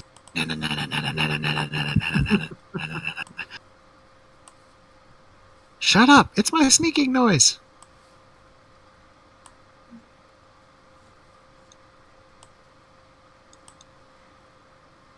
Alright. That should work. Alright. I don't know if I want to know what your sneaking noise is. No. Oh, okay. Dun dun dun dun dun dun dun dun dun dun dun. Da Could be worse. I ran a superhero game one time where a buddy of mine and Patrick's created this like super ninja with a sword. Oh, yes. With a sword, with 2 swords. One shot lightning and one shot thunder. So it was sneak, sneak, sneak, sneak, sneak, flash boom! And we gave him crap about that for the next 10 years. And frankly, we're still giving him crap about it now. Occasionally. It just doesn't come up as often now. Yeah. He's done other things, like the sorcerer with 2 levels of monk that wanted to run up in the front of fights, but yeah. Oh no. Or the super dexterous, charismatic, amphibious rock. That was also a super What? game. He's a great guy, but sometimes, especially in super games, he'll have like 3 or 4 different concepts, and it's like he tries to cram them all into one character. Like a potluck of a character. Yeah. When he tried to give that character super charisma, I was threatening to create a pigeon woman arch nemesis for him, who was obsessed with him. And I think we actually I think at the end of the campaign, it turned out he was essentially a living plot hole. That's what it was. No, that was the other rock guy he did. Okay, yeah. All right. Anyway, back to what we're doing here. Considering they've seen one guy and that would kind of trip Kat's suspicious as heck, could she look around for anyone else? As you look around, had they stayed concealed, you would not have noticed them. But as Danru is approaching their buddy, they all kind of stand up and start taking position. So you see them. You know, the one over here was basically standing by, hiding behind this group of consoles. And you see him kind of stand up, he's gun in hand, is kind of coming up over him. Trying to use him for cover or whatever. And these other 2 basically step up to the positions you see him in now. Kat's like, hey guys, we've got friends. And that's enough to prevent anybody from getting sneak attacks. Or surprise round. Surprise round. So, everybody that wants to, go ahead and give me an initiative roll. These are +3. Remember, if you click on your character icon before you hit the initiative button, that just adds your initiative to the turn. It's not great. Oh, 4. Ignore that I moved. I had to get to our menu. All right.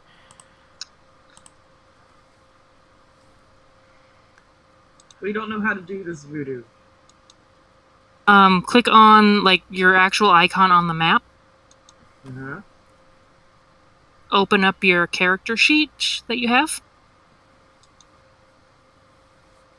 Okay. And then just click the initiative button. Ta-da! Magic. I know. It is sorcery. Burn them all.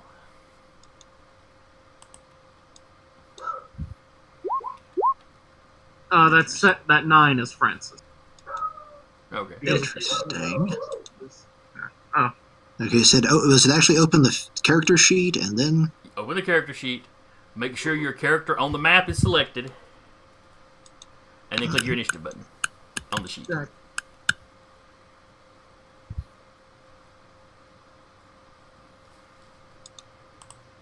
And excuse me while I make a couple of initiative rolls as well. If for some reason you don't manage to click your characters button, you can always edit your turn. Because you say the initiative button, I'm just getting the character initiative listing. Where it says initiative, the word initiative. Yeah, in your character, it'll be armor There class, we go. initiative, speed. Okay. Okay, and then it put it up there. Okay. Alright, how many initiatives did I just roll? 1, 2, 3, 4. Okay, that's the proper number. I know what I'm going. I'm going dead last. 15. Ooh, You got under a 4? I got a 4. I rolled a 1. Oh, you're going ahead of me. What are you going at, Danru? I don't see you with an 4, I initiative. rolled it. You didn't click your icon. It just didn't generate to the sheet. Alright, let me find where he... If you click your character's turn in the turn order list, you can edit your own. I mean, it should be in there. If you don't have your icon clicked, it won't do it. You have to have your icon clicked. Okay. I found it in the list of. Looked like you double clicked it though, because you had a 17 and a 4. Oh, my bad. Then yes, I have a 17, not a 4. All right. So top of the order is Adrian.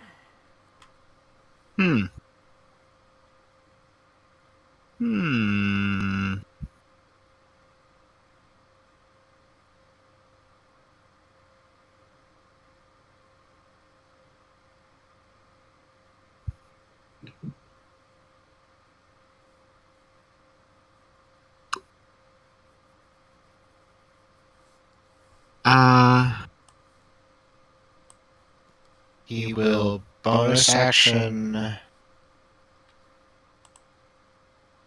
symbiont mark that dude. Okay.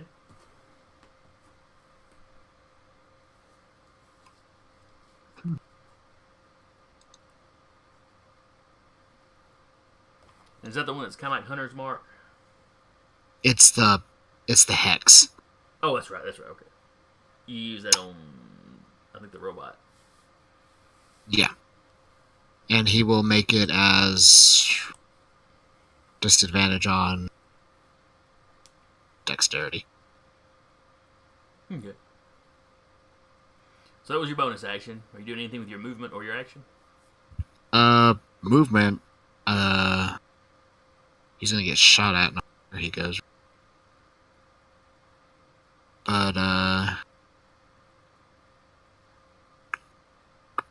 he'll fire a sprite beam at this dude. Okay. And that is just an attack roll, right? Yeah. Got a 19. A 19. That's it. The moment I realize I have this guy built mostly for support instead of actual frontal combat. Well, you got something you can shoot every round, though, so. Yeah, so 5 force damage and another 6 psychic damage. Let's see, where is his health? Hello, Cattail. Oh, there it is. Yeah, he was hanging on my lap, and he's like, I'm done with you. It is the kitty way. Alright, so you did a total of 11 points of damage. That's substantial. He is clearly an unhappy camper. Yeah, and movement.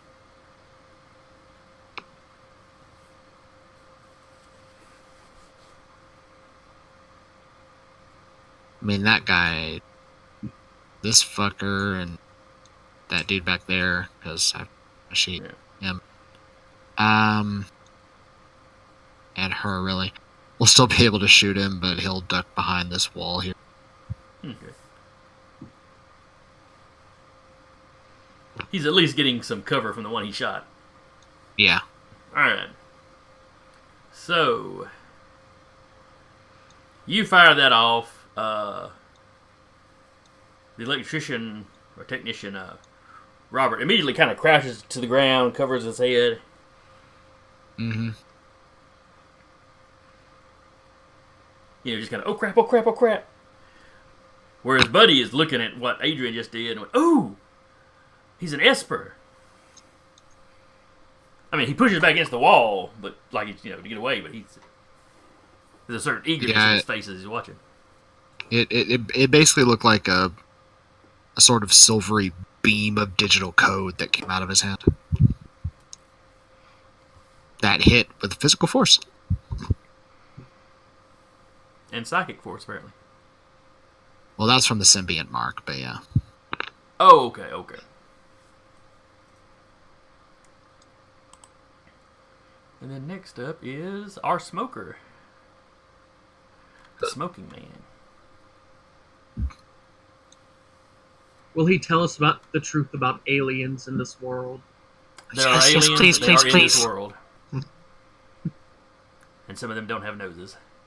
And he shoots at that one. Alright, Danru, you're talking to this guy.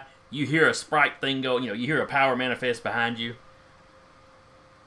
And this guy, while he's still got his cigarette in one hand, he comes out with his gun. Ah, that's unfortunate. It is. It is an auto pistol. Ooh. He's not going to use burst fire, though.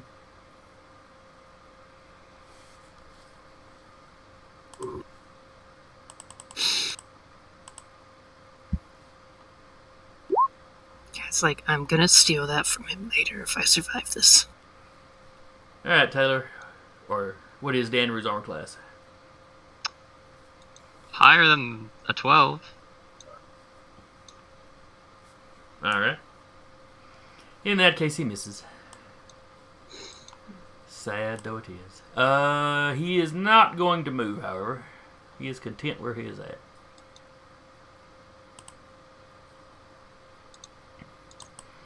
Next up is Rainbow Hair up here.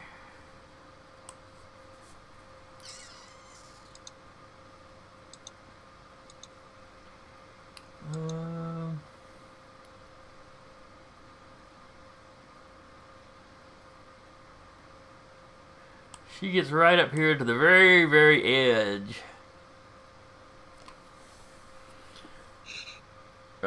Drops down prone and kind of, brings up her rifle. There's your sniper rifle, Jade. Oh yeah. No, it is We're not going a sniper shopping. rifle. It is not a sniper rifle. Oh.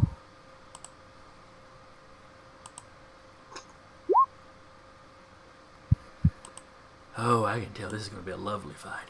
Alright. I should have announced who she was shooting at first. We'll say she was shooting at Danru too. It missed. It was going to miss all of y'all anyway, so. And then it is Danru's turn.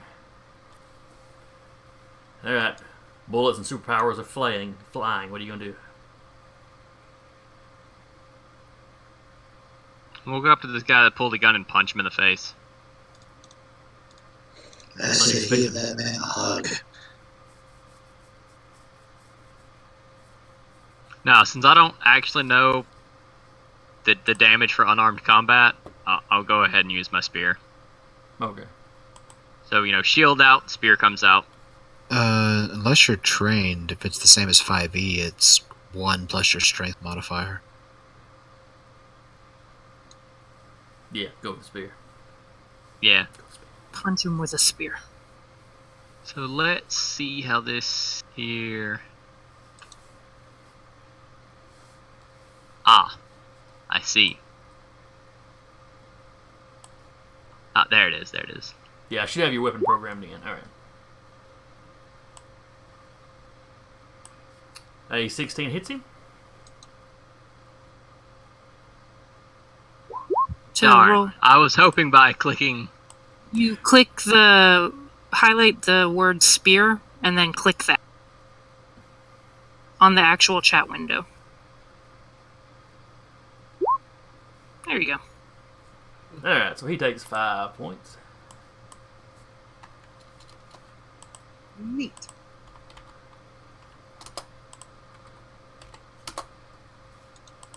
Okay.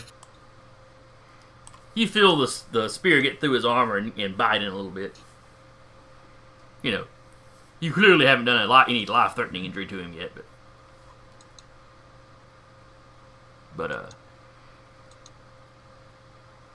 he bites down on his cigarette and he winds up falling.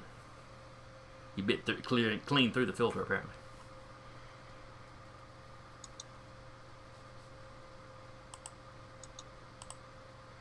Next up, it is Blondie over here, who is not the least bit happy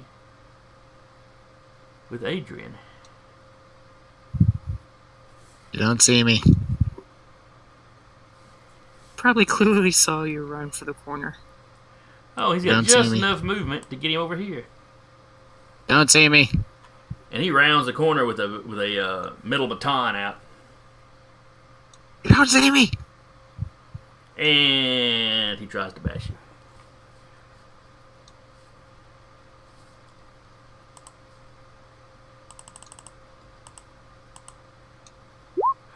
you. Ooh. Does a 20 hit you? Yeah. How about that?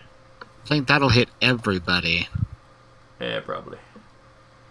Yep. And 6 points of damage. And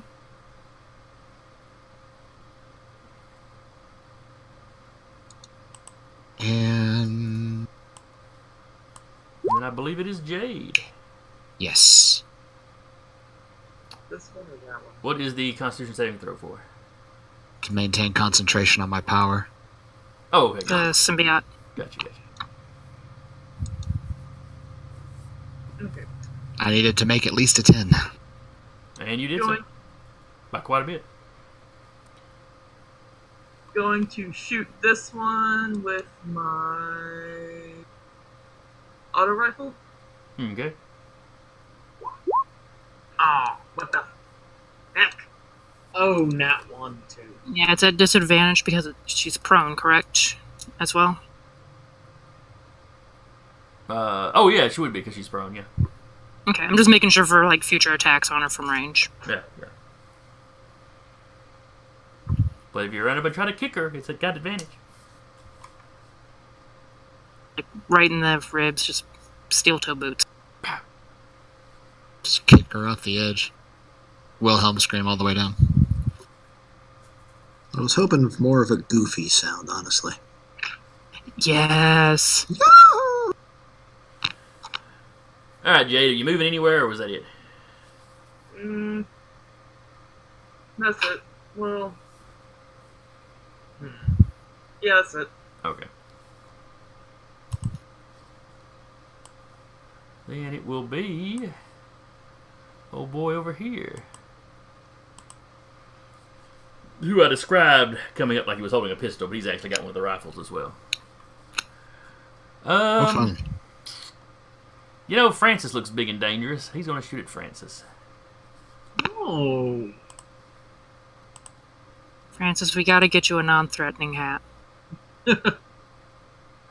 A big goofy hat would make you less threatening. Big goofy hat, maybe a tutu.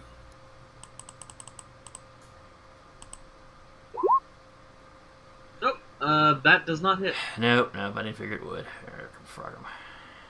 The sadness in your voice. Yeah, I know. Hole, you're up. Alright, considering how Great Heart Team is doing right now, let's... Alright.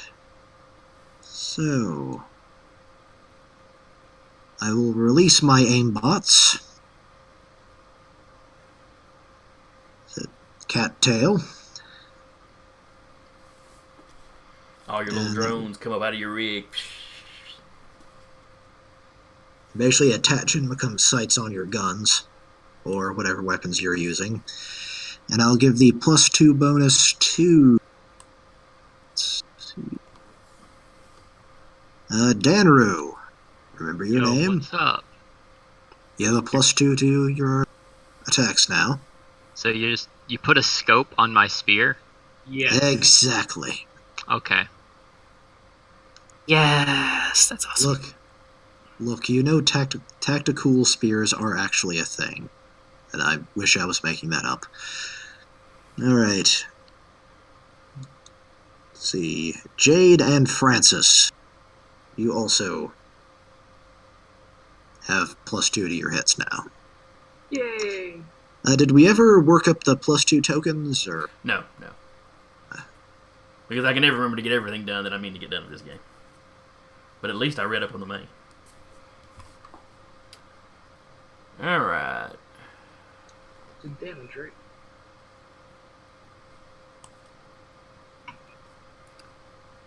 So I'm Plus assuming, two. excuse me. +2 to the attack rolls, correct? Patrick, it's +2 to Yes. attack. Yes. And I do believe it's also to look at this. I think it's also do like saves as well. Double check that though. Alright, so that is whole. Unless he wants to move somewhere. Yes.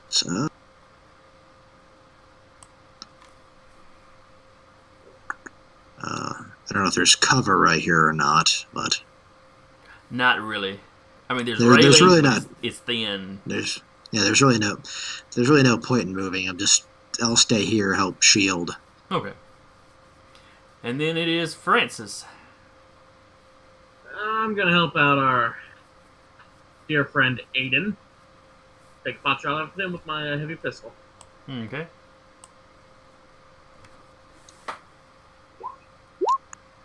And that'd be, oh. Okay. That's a hit. Very much so. Let's say, would technically anything against that guy be considered an advantage because he's engaged in melee?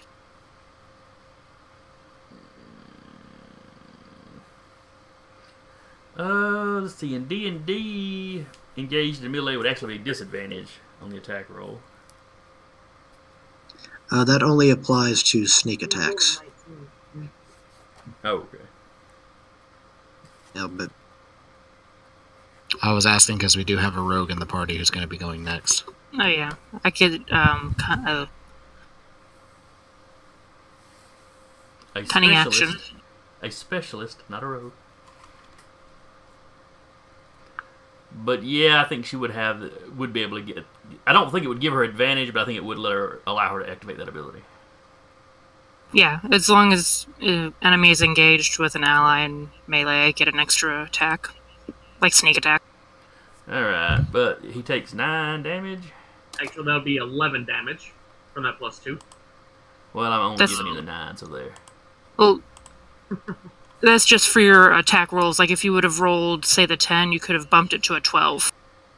Okay, so I thought it was for both the attack and the damage. No, it doesn't add any damage. It's like kind of like bless. Gotcha. It was enough to kill the guy anyway. Yep. Takes a couple bullets in the back and kind of falls down, drops his baton.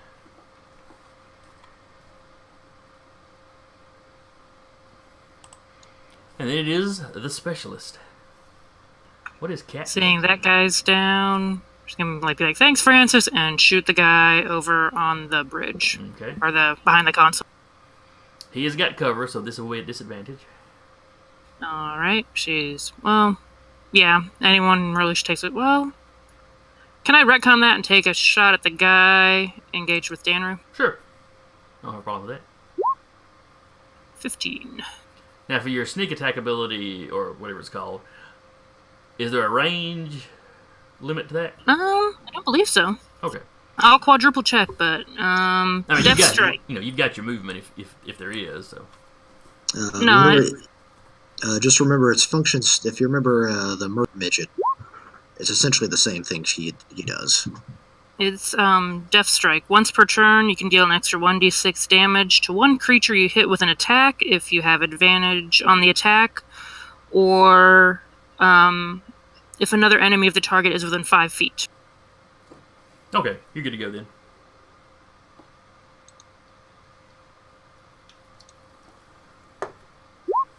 So 10 total damage to the smoking man.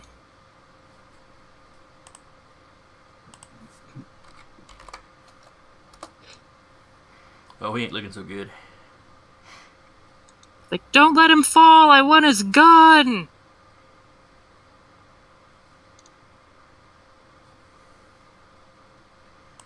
And then we are back to the top of the order. With Adrian. Well, because the dude that he had a mark on died, as a bonus action, it's going to switch to this guy. Okay. And he is... How big is this dude?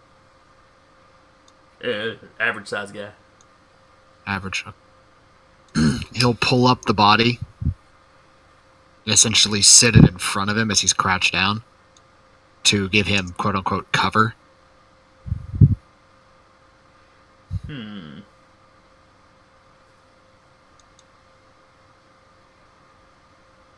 Yeah, I'll allow it. Okay. And then he will fire another sprite beam at what's his face. All right. Remember, it is at disadvantage.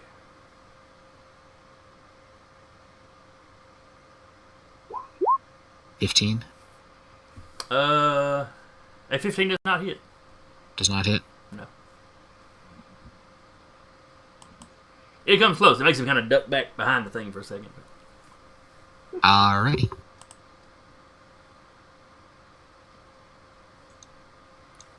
And then there's the guy in front of Danru.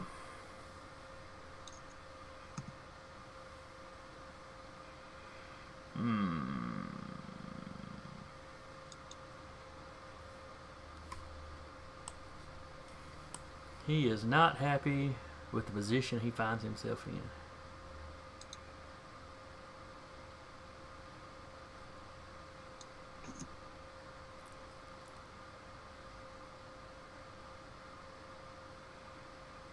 He just turns and runs away. Would Daniel get an attack of opportunity on him? If he wanted to stab the guy in the back, sure. Can I do it non-lethally? That would be at disadvantage, I believe, and do subdual damage. But I can attempt it. Yes, you can attempt it. You can absolutely attempt it. But Alright, can you trip with the spear? That I don't know off the top of my head. An 8. No. You have... even the +2 probably won't do anything. Sorry, a 10. No. So you kind of swat at him with the flat end or the blunt end.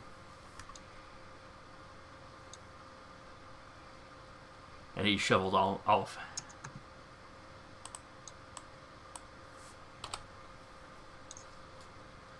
But he has had all of that he wants. And then there's the woman over here. And Danru, you're close enough to recognize she is a Promethean.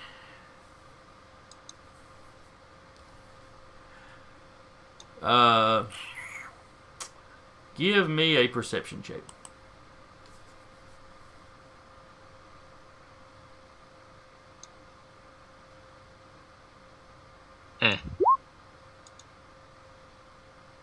It's a 1. Promethean check, that's all you really notice. Alright. And now... let's see...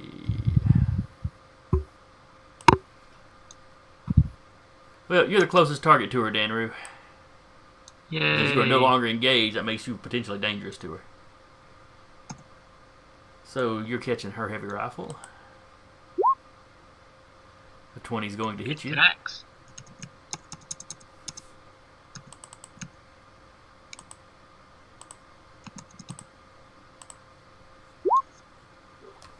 Nine points of damage.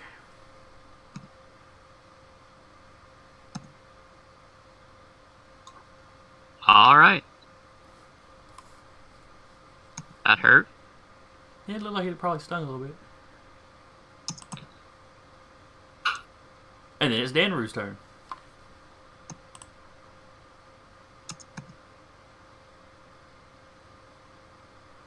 Well, I will go ahead and, yeah. Do believe I'm going to mend myself. Unfortunately, I still have to look that up to remember the numbers. Okay. Are you going to move or anything after you do that? Yeah, I'm going to walk up on her. Okay. Well, go ahead and move your guy, and you can be looking up how much healing it'll give you while we continue on. Okay, hold on a second. 5, 10, 15, 20, 25, 30. What? Mend. Creature you touch regains hit points equal to 1d8 plus your forging ability modifier.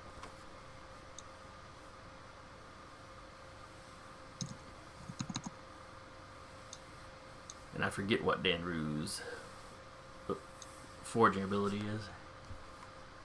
If he's based on the paladin, he should be charisma. Yeah. Is it okay? So, So a D8 Okay. plus that. you get just Cool. I'm back to full. Excellent. Let's see. Then it's Blondie who is dead. Then Jade.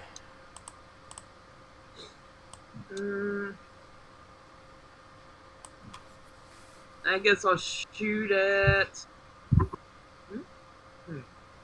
They're both going to be at disadvantage because one's Yeah. got cover and one's prone. Yeah. I guess that guy. Okay.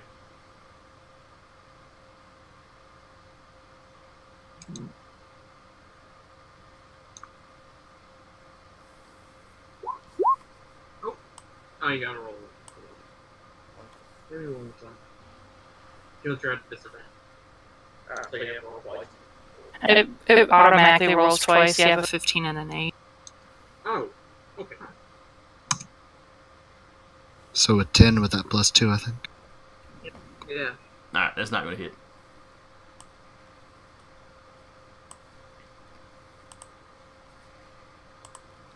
But he saw, let's see, because you were shooting at him, so he saw that, and he's going to return fire.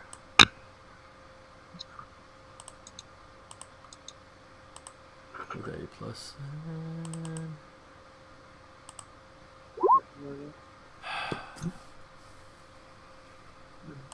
Guy's got stormtrooper aim. Clearly. Mine's worse. And it's not that I want you all murdered this session or anything, but, you know, some damage would be nice.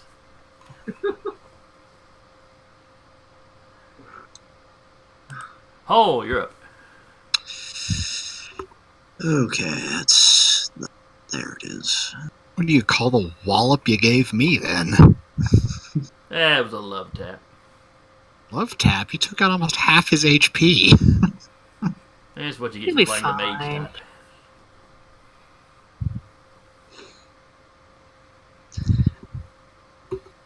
Alright, I will... Okay, so again, this guy's in cover, and she is prone, correct? Which is why I'm going to use my electrical surge ability on... turn over, get out of the way. On this guy, because electrical surge ignores cover. Okay. Is it an attack roll, or is it one where you got to make a... It is an attack roll. Okay. It's one of my primes, so... Let's see, so... Okay, up, there it is. Dice roll. I'm making sure I'm adding that right.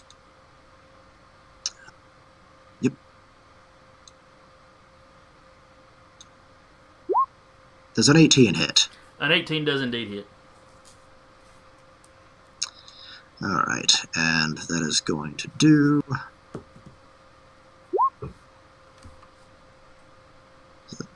we'll double check. So that's actually...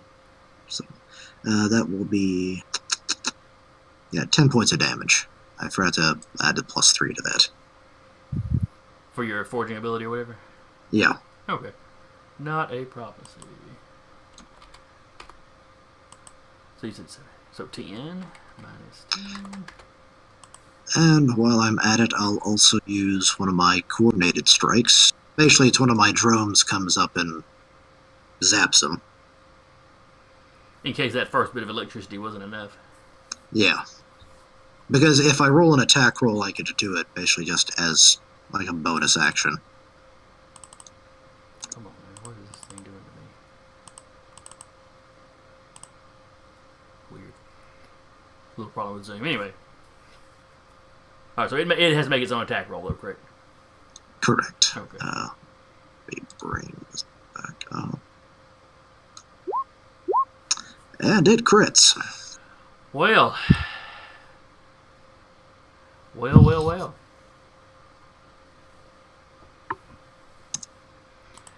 That's probably going to take him out if you don't completely flub the damage.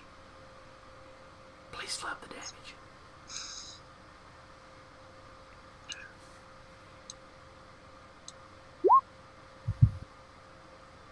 16 points of damage. That wasn't what I asked you to do there, Patrick. Yeah, sorry. That wasn't what I asked you to do at all. Just to ask, was the 16 his like max HP already? Not quite, but awfully close.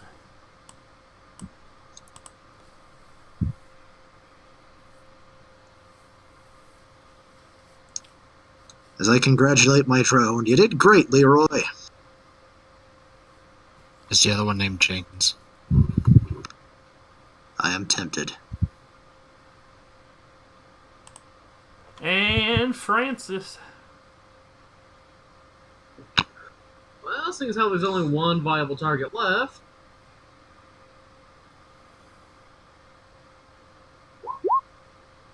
Will a 12 do it, or 13 do it? A 13 will not.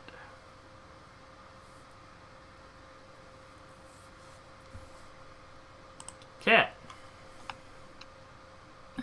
She's gonna move up, but still take a shot. Okay. That'll be 30 feet of movement there, and then take a shot. Is she close enough to recognize that it's a Promethean? Give me a perception check. You definitely recognize it as a Promethean, but go ahead and give me a perception check. I really recognize that it's a Promethean. While the guys you've been shooting at are all dressed like locals, she is not dressed like a local. She is gonna just take really good aim, and She is wearing better armor. Everything about her is clean. So I'm getting the thugs were the distraction. She's the hitter. Well, a 15 hitter. A 15 will not. Well, damn. She's just kind of call back over, like the general direction that Adrian is. Be like, this one looks too clear.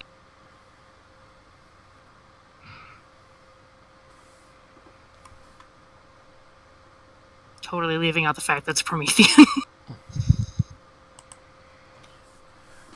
Adrian, your partner is screaming at you that this one's too clean. Okay. Well, he's gonna dirty her up then by switching his mark over as a bonus action. And Is there a range limit on that, or just anybody you can see? Anybody I can see.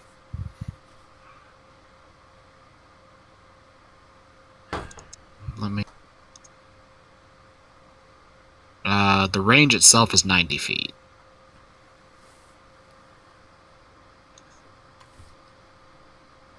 It says, if a target drops to 0 hit points before the effect ends, you can use a bonus action on a subsequent turn of yours to mark a new creature.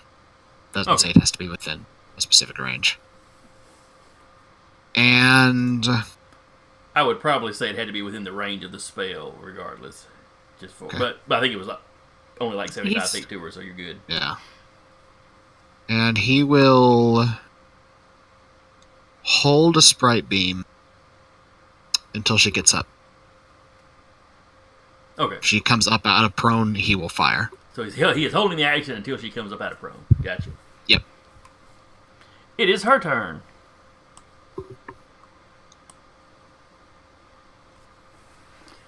Danru, she catches your eye. Your team was much better than I thought. She then takes something off of her belt, clips it to the railing, rolls off, and drops down into the pit. What she has clipped is some sort of line of, Did that count as coming out of prone to her to get up to roll off? No, she rolled under the railing. She never stood up. Oh, okay. She says something to him, clips her line to the railing, and then just kind of rolls off. Can I fire at the line then? Sure.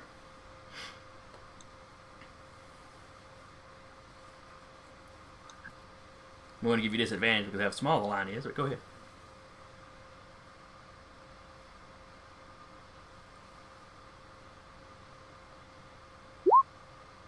No. 11. No.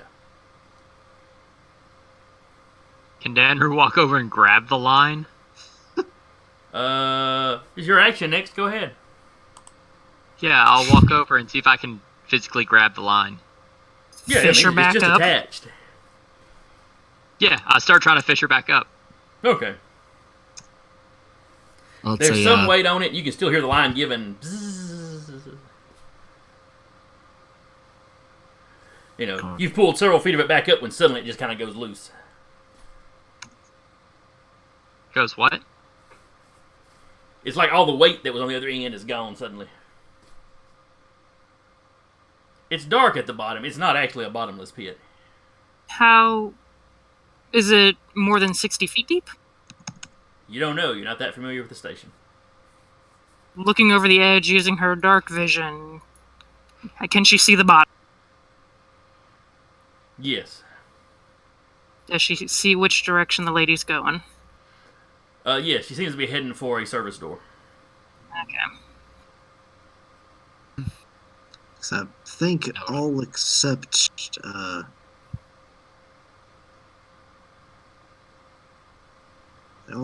Jade, I think, doesn't have dark vision in our group. So, she spoke to me and I saw her face, correct? Correct. Minor alteration. I'm gonna look like her for a minute, get a picture. Is that something your race does or something your class lets you do? It's a cash thing. Okay. The eyes are still black, so you can't impersonate a person, really. It's just like, if they don't look you in the eyes, you can just kind of look like You somebody could look else. like a person if you had on dark sunglasses. You could look like Yeah. that person wearing dark sunglasses. More or less. Now I just get the image of you, like, turning into her, then taking a selfie. That's basically it. Because that is the best way to catalog people trying to kill me. Your Instagram is just full of it. Here's who tried to kill me today. Alright. Here's them holding a sign saying, I'm a loser behind them.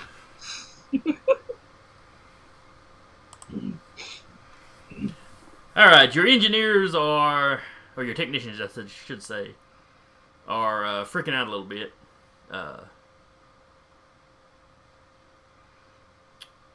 Manuel, while he was kind of excited to see, Esper powers at first, yeah, there's been a lot of gunfire and stuff, so he's a little freaked out. Where Robert was, he crouched down from the very beginning. Quick question. Mm-hmm. Would Kat have been able to, within that initiative order, move up and take a pot shot at the lady before she got into the service door? Yeah, she could probably have gotten one shot off. Okay. I'm gonna say that she tried that. Okay, go ahead. She missed. Never mind. Yeah. Okay. So yeah, would you it take. go around to the? Would it go around to the next initiative order? No. She landed pretty close to a service door. Yeah, but Adrian goes before her.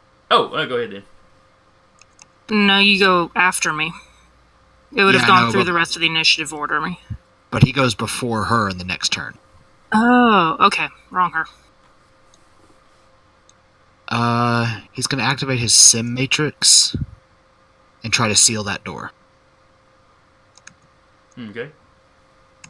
That basically lets you hack things at a distance, or... Yeah. So that would be intelligence modifier plus proficiency. I'm going to use his computer roll for that. Okay.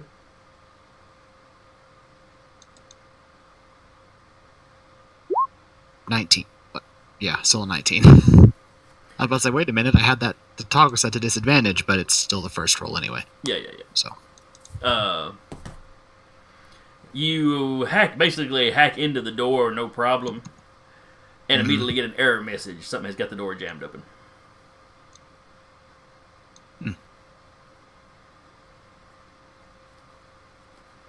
okay. And then your technicians are freaking out because, there's dead bodies around. Well, since he's in the door, can he force the door's gearbox to overclock and try to slam itself shut? You can try, and you start getting, error messages about damage to the door or whatever. He doesn't care about damage to the door. But, He's gonna try to force it shut regardless of what kind of damage the door takes. While you're doing that, she runs to the door. Let's see, you're probably not close enough to see what they've done to it, but at least not yet anyway. But yeah, you basically keep doing that until the door kind of burns its motor out.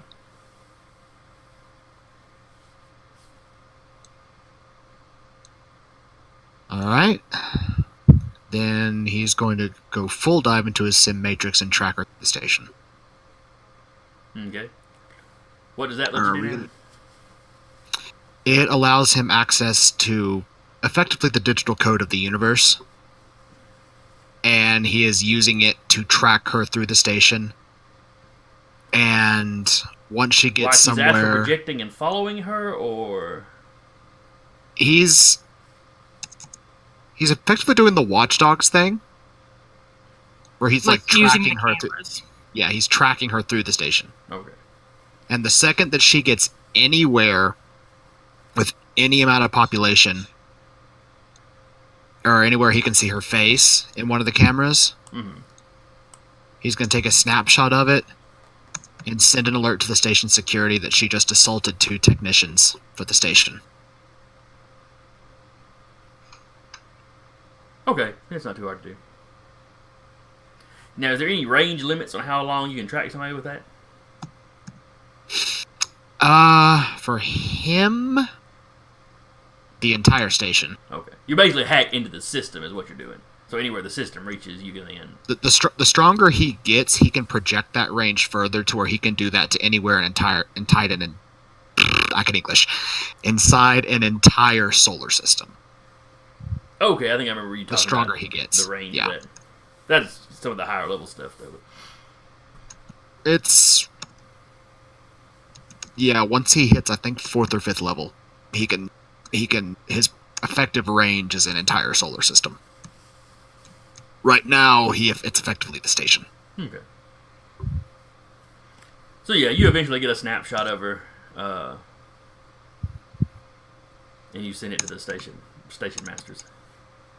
And he will be throwing active alerts wherever she goes through the station at them.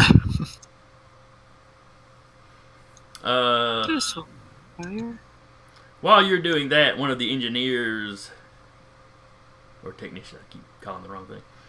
One of the technicians is on his comm unit calling station security, and he's rambling on in a half panic. They were shooting at us and this, that, and our bodyguards took them down, and there's we got a couple of dead bodies here. 2 of them ran off. Well, I'd say it also should be noted that Adrian is effectively unconscious right now. He's just down on the floor. Don't worry, we'll poke you with a stick. And I think one of the bodyguards passed out. Nah, yeah. Got hit really hard with a stick. Yeah, whenever he fully dives into the simulacrum matrix, that's what I'm calling it, I'm not sure the actual name. His entire consciousness is in it. So his body just goes thud. You basically go full Shadowrun is what you're doing. Effectively, yeah. When he fully dives like that, he goes full Shadowrun. Okay. Before anyone shows up for the dead bodies, Kat's gonna be searching them with a fine-tooth comb. Alright. Yeah. She'll get a message on her mask. If any of them has really good light armor, please pluck that. I need it.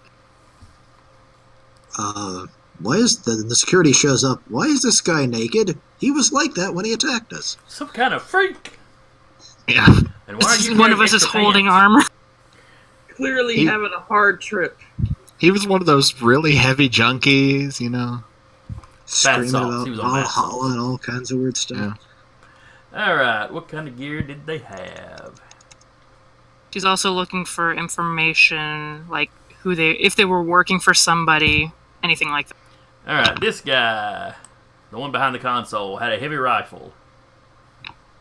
And a metal baton. Though he never used the baton.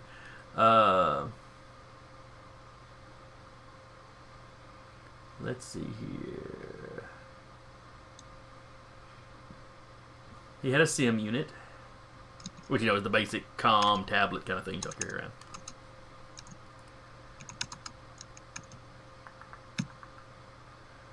He had an extra clip of ammo.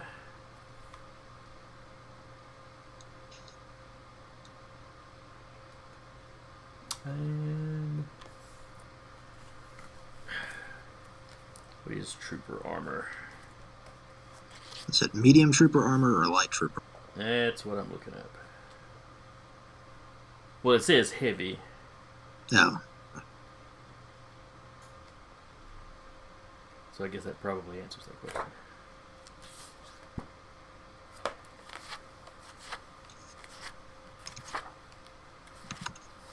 She's not gonna strip him naked for his armor. Where's your adventuring spirit? He's dead. He's not going to use it. Yeah, but I really don't feel like answering awkward questions with station security. Well, I mean, surely he's wearing some kind of undersuit underneath it. He just kind of motions over. If you guys would like to strip down the dude. I mean, considering, like, this is OOC, like, metagaming pigeon, but heavy armor is super expensive. And probably will sell for a really pretty penny. Let's see. Depending on what it is. Mm-hmm. I think like the cheapest is like 500-600. Heavy armor cheapest. Guardian is 300. 300. Yeah, heavy trooper armor is $750. Yeah, there you go. Just still kind of motions over. If you guys would like it, knock yourself out. Oh, why not? And Prince goes over to pillage the dead man. All right. She's gonna come over and rummage through this guy's pockets. And if You know, we ask, he's wearing some clothes, so it's not like you're leaving him completely nude. But and if anyone asks Francis Necroburger code, Francis did what? the keep what you kill code. Ah, yes. Mind. I killed it. It's mine. Yeah, is it the? It was the heavy trooper armor you said on the first guy. Yes, yes. Okay, yeah. Cat couldn't even use it, so she would definitely not care about it. The next guy, Blondie, there is wearing a. Just imagining Francis like, this is mine by the international law of go fuck yourself. The other guy is wearing medium trooper armor. He had an auto pistol and a metal baton. None of them were carrying any identification on them. None of them were carrying any cash on them. He would have taken pictures of both the guys' faces too, just for. I mean, I say that there's These guys tried to kill. Oh, this guy would also have a sim unit. And I say no identification, but there's sim units that might have ID on them. Sim units, we can work with those. Yeah, she would have grabbed the sim units for the nerd boys.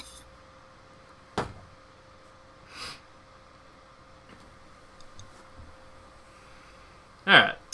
So it was medium armor? Medium trooper, yes, yeah. medium trooper armor. That's Okay. It's basically what I'm wearing right now. So. Okay. In both cases, the armor is cleaner than anything else they're wearing. Where, you know, what about the coats and what about jackets the- they're wearing over it are kind of scruffy, but What about the weapons they're carrying? Are those nice and fresh and new? the heavy rifle the guy had was brand spanking new. The auto pistol the other one had, it looked like it had seen some use. You know, and the baton was dented up where it had clearly been used to bash more people than just Adrian. Yeah, you cut off for that last one, but yeah. The baton is beat up like it's been used to beat more people than just Adrian. Okay. Cat is gonna take the guy's auto pistol, unload the ammo from her pistol, and leave her pistol on him, but take his auto. Just swapping auto pistols. Oh, she had just a standard pistol. She didn't have an auto pistol. Oh, okay. She's also gonna kind of like hold up the heavy rifle to Jade, like, toy? toy?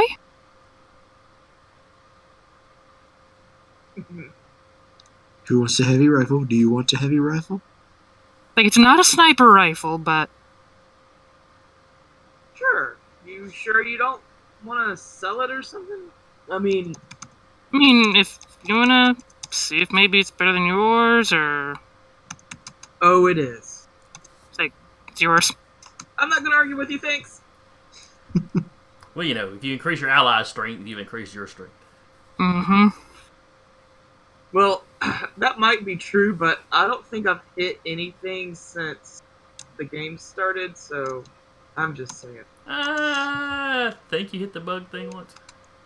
You pinged a couple things. Look, it was the same way in the Icons game. You couldn't hit nothing to begin with, and then you were doing fine by the end of the game.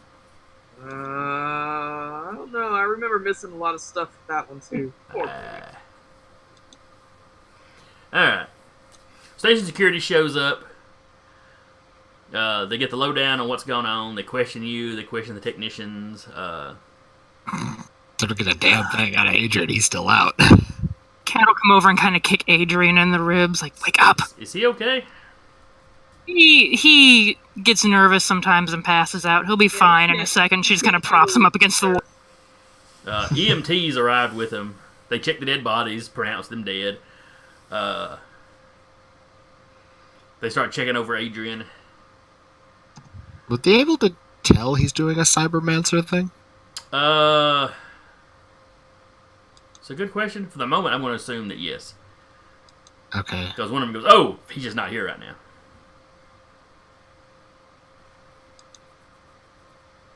Is he still tracking this woman? Like, is she trying to go to a dock or something? Where would she be trying to get to? Actually, she slips into that bad neighborhood, and you begin to lose track of her because there's just not as many cameras and stuff down there.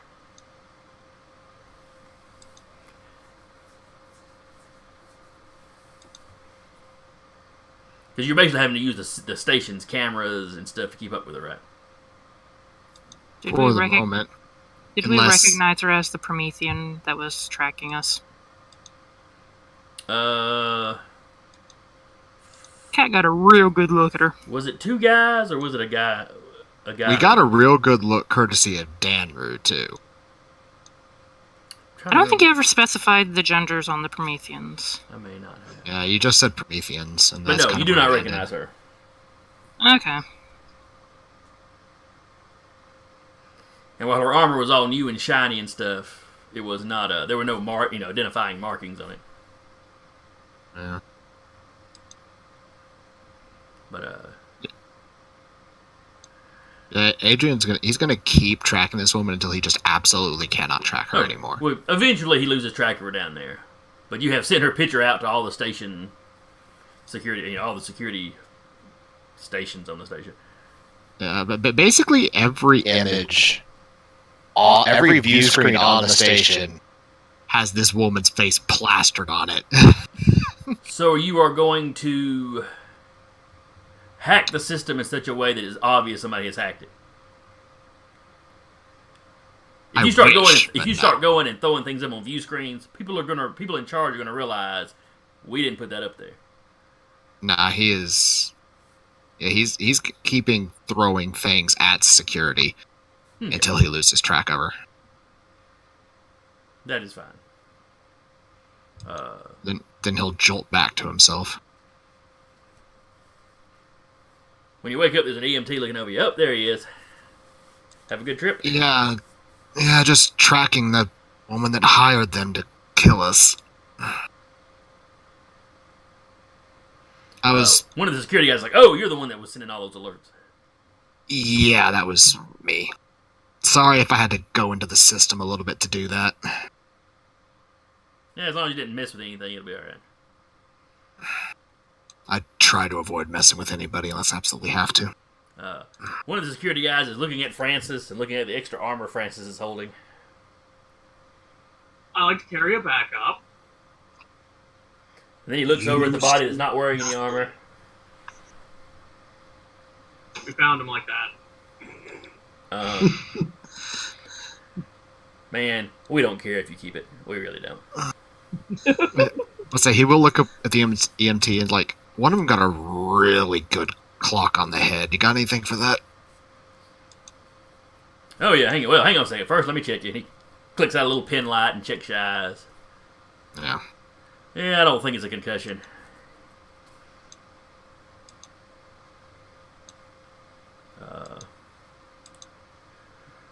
Yeah, he takes out the little psst, Star Trek style psst thing and gets you in the neck with it. Hypo spray. Yeah. So you start feeling a little better. Yeah, I was like, thanks. So you spend 45 minutes or so answering questions.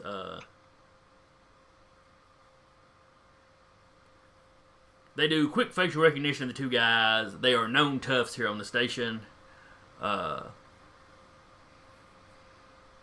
And both of them have gang affiliations. They've been known to take, muscle for hire jobs before. There was a third that got away.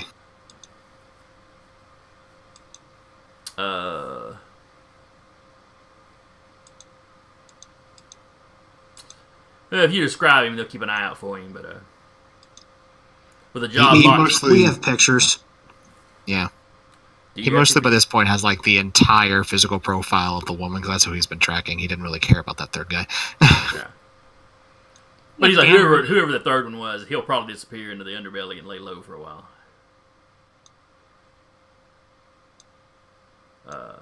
They've got some station security dispatching down below to try to find her. Though if she's a professional, she's probably got her a bolt hole down there or something, He doesn't sound enthusiastic about their chances of actually catching her. Yeah, but Adrian figured if he can't at least get her caught, there'll be enough heat down there to keep her low. Yeah. This is true. And they've got a better chance of potentially being able to catch her when she tries to leave the station in some way. But he'll comment. Also, it looks like she broke the door, too. Oh, well, we'll get somebody to check that. I mean, I can work on it if you have anything to get me it. And the cat interrupts you. We're in the middle of something. Well, but they give you contact information, what ship you're with, in case they have any follow-up questions or anything else they need to ask you later.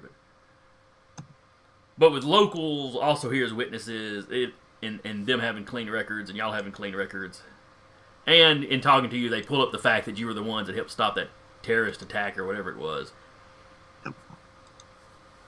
So, they pretty well take you at your word. And this is kind of a frontier spot, so they're not super picky about stuff. Like keeping the armor and all. Some of the core worlds would have insisted on that as evidence. But so, like I said, about 45 minutes pass. By that time, the technicians have calmed down enough they're willing to carry on.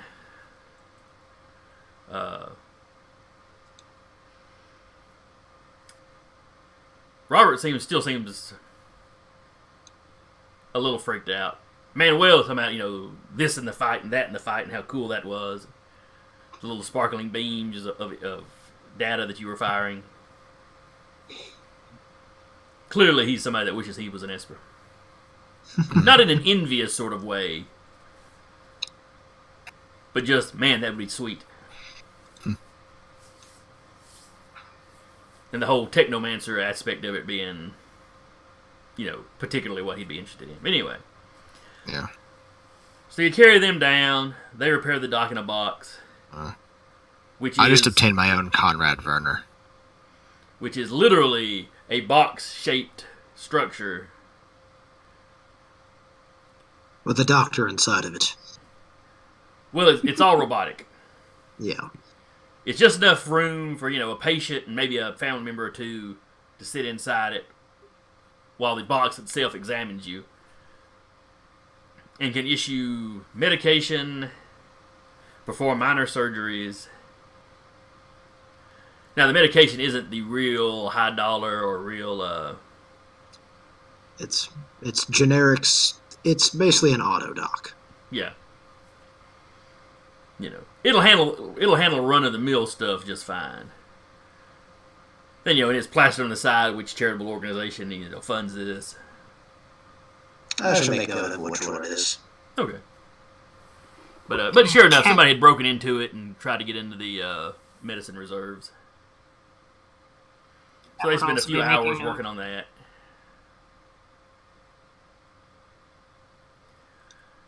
A few of the natives or a few of the locals kind of look at what's going on.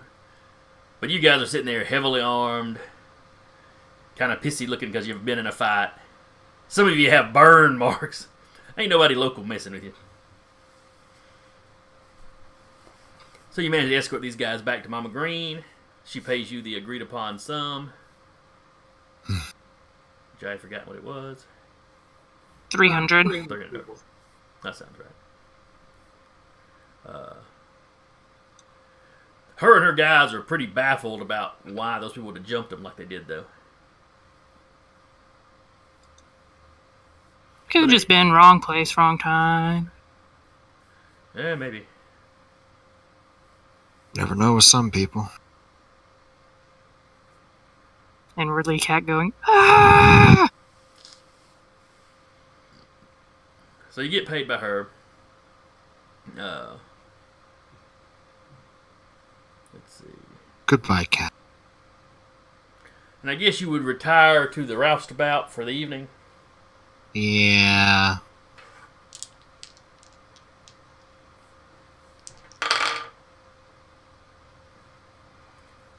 On your way back to the Roustabout, you recognize you spot your little teenage stalker from earlier. Cat just walks flat up to him. Do y'all know yes. this kid? Can I help you? You're just always kind of hanging around here. He's holding a little tablet and said, I was just sitting here reading. It's kind of like the eyes on the mask, just kind of squinty, like, okay, maybe you should find somewhere else to read.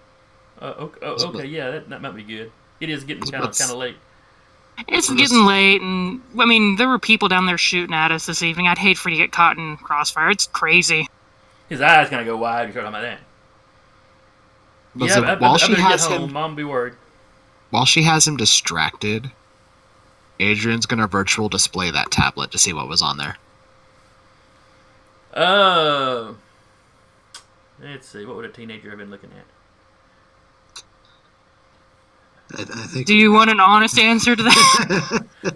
In public, so it's a little racy, but nothing too freaky. After all, he was trying to blend in and not cause a scene. So. Okay, and Adrian will overtop what he was reading in very big font to fill up the screen. Or just say, "Stop it." He kind of fumbles and drops his tablet, then picks it up. Yeah, I better go. I don't think you guys are going to see me again. And he runs off. As he runs off, the pad displays a winky face. A what now? A winky face. It's basically a good job. Stayed away. Alright, so y'all get back to the Roustabout without any further complications. You doctor your wounds if any of you are still suffering from damage. I think Adrian was the only one that actually got hit. Danru took a decent little whack, but he fixed himself. Yeah, okay. Oh yeah, that's true, he did get shot. And then everybody else, the rest of the bad guys were just flubbing. They were stormtroopers. They were. Yeah, I guess most of them really were supposed to be. Alright, it's 9 o'clock already. Doesn't feel like it's been that long. Or they've cattle have given the SIM card to the tech boys. Be like, hey, see if we can find anything about these guys. I'm on it. Jade's walking around cradling her gun. Her new gun. Though there are many like it, this one is hers. She's gonna go disassemble it and clean it about 5 times in her cabin. Because that's the heavy rifle. Like I said, it's brand spanking new, too. It doesn't matter. Ah. She's gonna go bond with her gun. By the next morning, she's wearing a blindfold, just taking it apart and putting it back together. I'm just imagining She's at some named- point, like she just like shows up, like doesn't show up to breakfast. One of us like leans over, like, "Are you alive in there?" She's just like cuddling the gun in bed or something. Rubbing her cheek against it. Jade, sweetie, are you okay? You know how to do this for every new gun. I'm We more have than to get okay. to know each other. I'm heavily armed. Francis sighs, turns to everyone else. At least she's past her knife phase. Her what? Knife phase. Okay. And That's Adrian probably now a good sleeps thing. with his door locked. Yeah, maybe. He's probably built a gun turret or two in there. So anyway, we will wrap here, and then I guess next week we will take up with the courier mission, which is sure to go smoother. Uh-huh. Doubtful. So anyway, to everybody watching, thank you. Hope you enjoyed it. Hope you tune in next week. And thank you to my players. Again, we had Taylor playing Danru, Sarah playing Kat, Eric playing Adrian, Patrick playing Hull, and Zach and Anna playing Francis and Jade, respectively. You can't see them, but they're waving. I'm sure they are. With So anyway. our heart. We will see all y'all next time. Bye. See you.